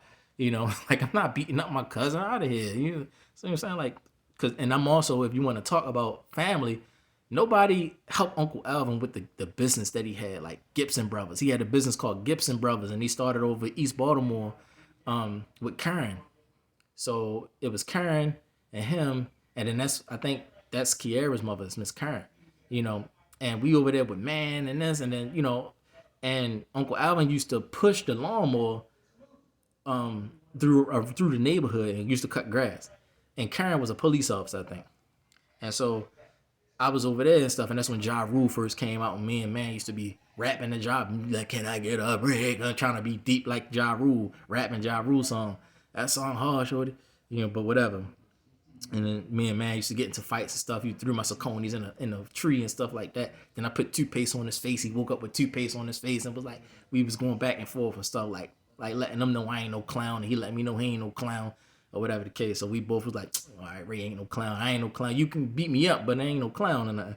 So we both had to earn each other respect, but kind of didn't still. So I just kind of left. I left or whatever. I used to chill with Uncle Alvin mostly because Uncle Alvin was starting the business. So I ended up staying with Uncle Alvin sometime for a certain amount of time before Kiara was born. Yeah, so he was like Gibson Brothers. It was an official business. He had a truck. He was doing his best, trying to get a truck, trying to get stuff and equipment and stuff. We would be all over Baltimore before Latinos came, all over Baltimore, cutting grass and stuff like that, cutting yards, urban, like leaving me at houses by myself, cutting the front, the back, the hills, all that. He'd come back and be like, even with the chainsaw, like you teaching me how to, put my hands on the chainsaw. It didn't have no chain on it, but I was 13. I ain't had no chain on it, but I was still trying to learn how to use it. But yeah, Uncle Alvin, but he was always leaving me there, and I wasn't tripping because I was just happy I was with Uncle Alvin. At the same time, I was like, learn how to cut the grass or whatever the case. I was just loving the fact that I was doing something at the same time. Then because at first Uncle Alvin was the general manager at McDonald's. He ran the McDonald's at Park Heights. So he ran that. He was the general manager of that.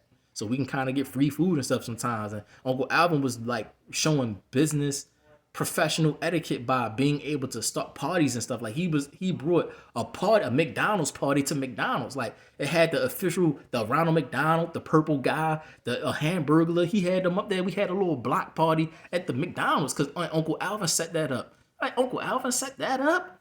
That's some professional stuff to do. That's like you looking at that. That's like business etiquette all the way.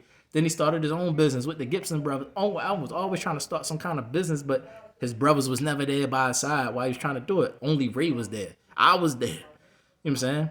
Helping Uncle Alvin with his business, the Gibson brothers, cutting grass all over Baltimore, wherever we can go. Doing this, doing that, mulching, putting in trees, fencing, this, that, and the third. I learned how to use the edger, the trimmers, the lawnmower. I ain't learned how to use no push lawnmower, but all that. Learned how to do all that stuff with the lawnmower just from Uncle Alvin teaching me. Just doing it every day. Cutting grass. Getting nice with it, shorty. Nice with the cutting grass.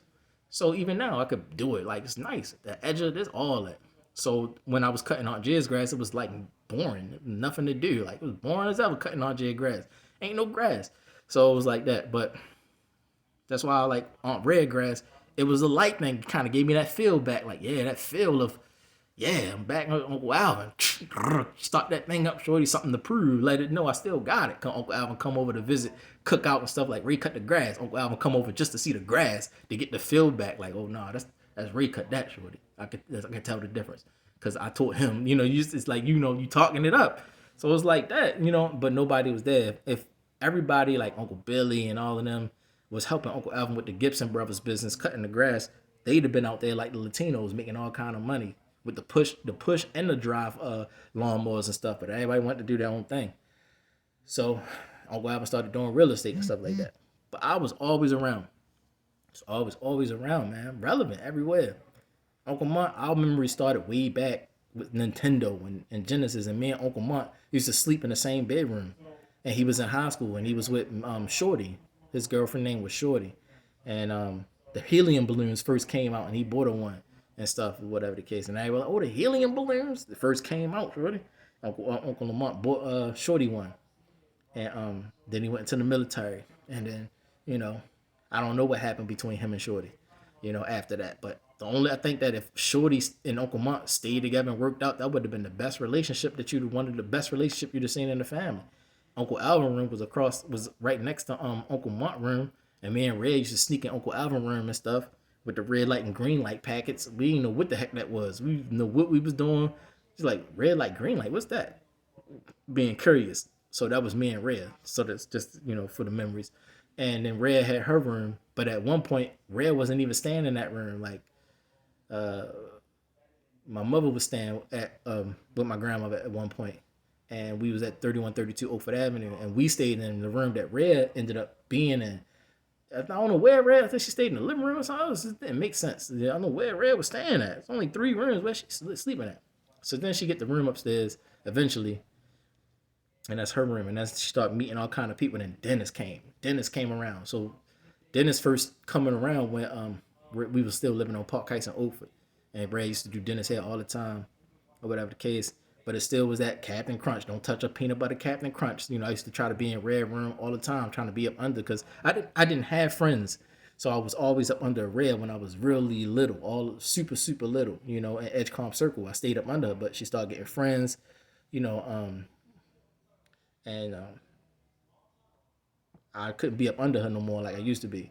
I had to try to find friends, but I didn't have friends. Mark was my only friend. But Miss Monique, like I said, the comedian, Miss Monique, took him to California. So I didn't have friends. So I had to figure out how whenever Kurt came over, I could play with Kurt. Then Lamont, my best friend, came when I was 8. By the time I turned 8, okay, look, Lamont, I got a friend named Lamont. Da da da da. Then more people, and then Glenn, and then Brian, and then Greg when I was 12, and then then I started growing up, and we start branching off, doing our own thing. So it's like that, man. I talked enough. I talked way more than enough, but not enough for Selena. Selena still need information. It like the heck, yo. Like Selena never been to Aunt Dorothy house before. Don't know where Aunt Dorothy used to live at. Don't know nothing about Hope and them. Like, hey, yo. I know Hope and them, but they were younger than me, so I wasn't in their bracket of like hanging out and stuff like that. Simone and Samantha was in the bracket of Hope and them. But if you wanted to see Hope and them, you was pretty much around St. Cecilia in the hood, up the Junction area. You know what I'm saying? That's where we lived at. Our family was there. So Dorothy spent time up there.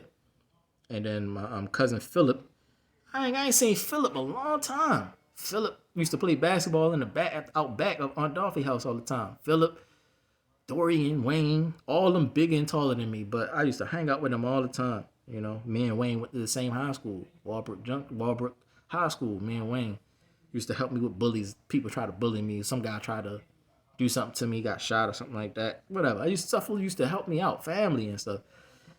I don't know. It's crazy, man. Especially Denise, brother. I don't want to say his name because I haven't spent much time with him. And I don't know, he could have some important stuff he's dealing with. But Denise, brother, he ended up becoming an engineer, but we used to hang out all the time. All the time. Cracking jokes all the time, man. So it's like, yeah, man. Yeah, that's all I knew. I don't know anybody on my mother's side like that, but just that side.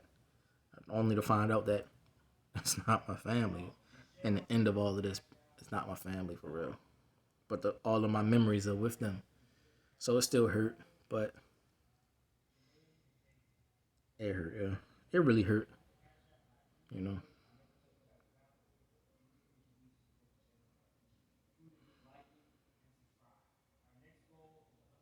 Whatever the case. So that's enough information for now. I don't know what else anybody might. They wouldn't even know what to ask, But I don't know. I guess all I'm saying is respect me, please, because I'm relevant to the family, man. Relevant all the way. So please respect me. Stop disrespecting me. Stop treating me like I have no place or no voice in the family. It's disrespectful, yo. We wouldn't have got to the point where we at today in this house, in a house like this, and then nobody would have got to the point that they at today if it wasn't for all of us together. So please. Especially with Aunt Jill with the trees, Christmas trees. I used to help every Christmas, no matter where we at. It was like becoming a big boy thing to get the Christmas tree and carry the Christmas tree in the house on, tying it on the car, taking it to the house and decorating it with her. It used to be a thing. Used to be a thing. It was all that, man. I used to help Aunt Jill with everything. Everything. I used to help her with everything. Aunt Jill taught me, out of all things, the most Aunt Jill taught me was like finances and credit and how not to get caught up in credit scams and stuff like that. I was there when Aunt Jill went bankrupt and she filed for bankruptcy and stuff like that happened to her. She had to start back from scratch. I was there when Aunt Jill was going through all of that rough stuff. I was seeing her try to find ways to get through it and figuring out things as she's going, and she's teaching me about finances and stuff. So it taught me how to like understand finances and stuff. So I was like, out of everything, Aunt Jill taught me finances the most, about money the most, nothing else. But she was there for me the most. But I still feel like to this day that it should have been John there more than anything. So I always was wanting to see John. Even Aunt Charlene would take me to go see John. When Aunt Jill wasn't going to see John, I'm not gonna say she didn't want to. She might not have had the time. So that's her. I can't speak for her on that matter. But when I wanted to see John, it was so like John was gone so long when last time we seen him at 5730. We just woke up and he was gone one day because we was there, we was chilling, playing Xbox or something like that. We wake up, John gone. We crying, everybody, me, Simone, Samantha, dying, crying and crap because John gone in the middle of the night or some crap like that. So missing John so hard, I ended up like begging Aunt Charlene to like want to go see John. She was like, "You want to go see John?" I'm like, "Yeah, I want to go see John for real." So I went with her. We caught the train, the Amtrak, all the way to Indiana to go see John. Stayed some time, and then we left. We left, hanging out, playing video games and stuff. Miss Aunt Diane, Miss Diane. Aunt John was like he was in a band and stuff like that. I'm like hanging out with him in the band, got a basketball, going to basketball court.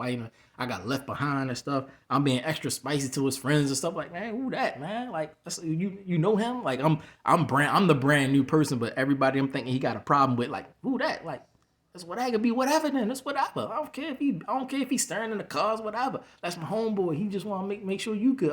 We make sure I'm good. Make sure he good. Whatever. It's what I hop out the car now. It's whatever. You sound like I'm being extra spicy for nothing because anybody mess with him type stuff because he out here by himself. But he like, I got family out here too. I'm like, I played basketball in the backyard all the time. Miss Diane house. Used to play basketball on the goal all the time. Miss Diane house. Out there by myself trying to get nice. Still a bum. And what else? The family, John's family, when I met them, Fred's side of the family, they cook everything from scratch, like biscuits and everything. Whole tomatoes, like fresh, like fruit and stuff. Eat tomatoes with salt, just like straight tomatoes. Go to the skate land. That's when I met Joanne. He introduced me to Joanne, but his girlfriend he been had, and then his girlfriend had a friend, and so he set me up with the girl named Joanne, and they kissing each other on the first date, or they kissing each other at the arcade or whatever, and I'm looking at Joanne, and she's like, I don't think we should kiss. But we almost reached in for a kiss because he reached in for a kiss for his girl. I'm like, I wanted to reach in for a kiss, but I'm like, nah. But I was on a date with Joanne. I forgot her last name, but Joanne or whatever. We was cool. We got along. But still, I was like, dang, almost got a kiss. But I was like, only because he got a kiss, I wanted to get a kiss with the other girl or whatever. So, yeah, he was playing Dance Dance Revolution, him and his cousin. They was too nice with that thing. They had it on invisible mode. You can't even see the arrows. They just, how you getting perfects and I don't even see the arrows? I'm out of here. Then come to King's Dominion. He go to King's Dominion one time with us. Somebody got up one day and was like, yeah, like he was tough. John was like drinking the soda and he hitting the man, like handle this person real quick. He get on some kind of mood. He start doing it, then he turned around. He not even looking at the screen no more. He turned around, give the soda to me, still getting the arrows on perfect, hand me the soda, still playing the game backwards, then turn back around to the screen and then finish them off like with a triple A. Like, how you do that? You turned around, not even looking at the screen. Everybody was like, oh, he nice. You know he played. Oh, he not where the arrows on invisible, shorty. Ain't even no arrows on there. He turned around, not even looking at the screen. Oh, nice. Like John is nice, so he don't even look at the screen. John Bullock. He don't even look at the screen, shorty. And he that like turned around on that. Hey, Ray, hold the soda for me. That turn back around. Perfect. I'm out of here. He nice. But then it was all that, man. All that. But we used to go to the skate rink too up when we was up there when I went to visit with Aunt Charlene. We went to the skate land. Or where was it? Some kind of skating rink, skate place or whatever the case. And try and skate. But it was like some other stuff going on up there. It's like a spicy spot a little bit. But it was like people knew him. I ain't know anybody, so I kind of was by myself a lot. But I just like going to the skating thing because he went to the skating thing. And so it was like, it was nice. I liked it though. I did like it, but I don't have the memories that he have about that skating place. So it was a little bit different for him than it was for me. But I like going up there. And that's when he first was like trying to get me to rap because he was like, yeah, I rap and stuff. Like, because we was listening to Common and Talib Kweli, Common Sense and Talib Kweli. He introduced me the first time I was listening to Common and Talib Kweli was with him. Like, yeah, that's Common. Like, that's not Common. Nice. And then Talib Kweli, what? Most Def in them. You know, I knew about Most Def, but Talib Kweli and Common I didn't know anything about. So he was like putting me on to them and like rapping and stuff. So that's why he rapped the way he do, because of Common and Talib Kweli. I rap the way I do because of the locks, like Styles P, Jada Kiss, and you know. So yeah, got them more East vibe. But yeah. Man, John, man, yeah, man. Most of our time was spent playing video games, though. You know, but it was like a balance. It was like if I live here, it was a balanced life. Like you, Miss Diane, always had something for you. Like always, like every week or nearly there was an allowance or some money she was giving you to go somewhere. Like you can go this place or go that place. It was never really a boring moment. We either playing video games, going to the skate land place, or doing something to where like wow, like I'm used to being poor and homeless, not having nothing or having no place. Nobody really caring about me like that. But when I was at Miss Diane's house, it was like, yo, I like it. I like it. I don't want to leave. I don't want to leave. We up here chasing down the train tracks and stuff. We like when it's time for us to leave, the trains coming. We running trying to keep up. It was crazy. We was retarded. But we ended up leaving. Me and Aunt Charlene ended up catching the train back to Baltimore. And that was that. So even with Aunt Charlene lived in Essex. I stayed with Aunt Charlene for some time. She had this little Atari video game. That thing was boring as ever, but I was playing it, you know. And I'm helping her boyfriend she had at the time. He used to put like the ceilings in fiberglass. The fiberglass had to replace the fiberglass in the daycare center. And I didn't know anything about fiberglass for the first time. And I'm helping to put the fiberglass in. I'm like dying. I'm dying at that. I'm like, I'm gonna take it. He was like, no, Ray, don't. I'm like, what? Don't do what? This fiberglass gonna make you itch. I'm like, what you talking about? Next thing you know, my body start itching and pointing and being needle like, my body. So he took me, took me back to the house and stuff. You know, because I, put water on my face and my body and stuff. It's crazy with the fiberglass. Because Aunt Charlene worked at the daycare center, and we was replacing that. And he used to always drink that tapioca juice. And he was like, don't nobody touch my tapioca juice. And he used to drink it straight out the jug. Shorty, I'm like, all right, it's okay. Because I stayed with Aunt Charlene for a while. Before she was with him. And because at first Aunt Charlene lived by Kernan Hospital. Right right across the street from Kernan Hospital back in the day. Then she moved to out Essex. And used to stay out Essex with Aunt Charlene. And then she always lived out Essex. Then she moved out Columbia. Then I went out there with Aunt Charlene when she was out Columbia. And I used to stay out there with Aunt Charlene for a time. And I used to go to the basketball court all the time out Columbia. They always wanted to be like the Baltimore City, but it's hard out Columbia because it was back then because before internet and stuff came out, you had to walk everywhere, and it was a lot of trees and a lot of walkways and you know walking paths and stuff that you walk through before you find something like where McDonald's at. You got to walk like 5 miles through a bunch of to get to McDonald's. So there's a lot of stuff going on, but yeah, I was involved with the whole family, even Aunt Cookie with Sheena, Octavia. When Uncle Tinker used to have um, Sega Channel.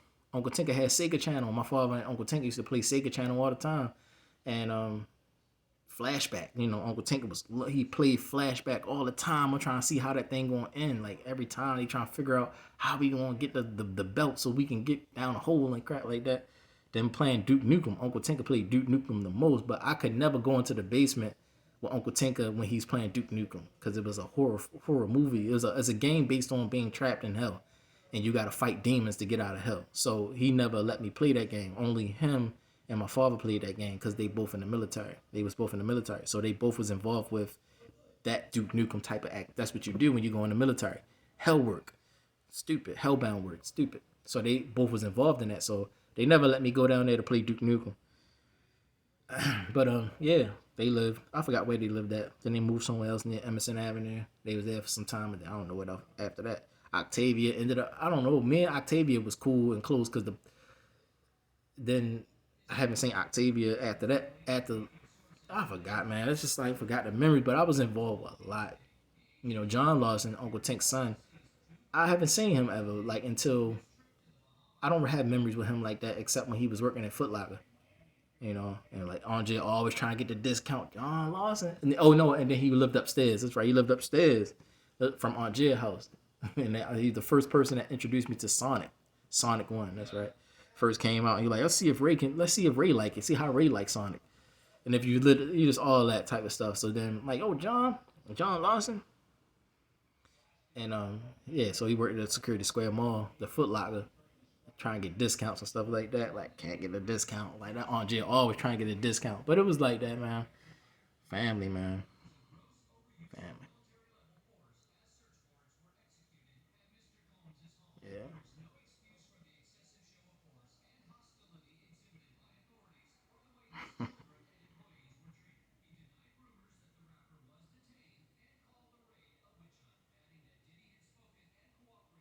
Yep.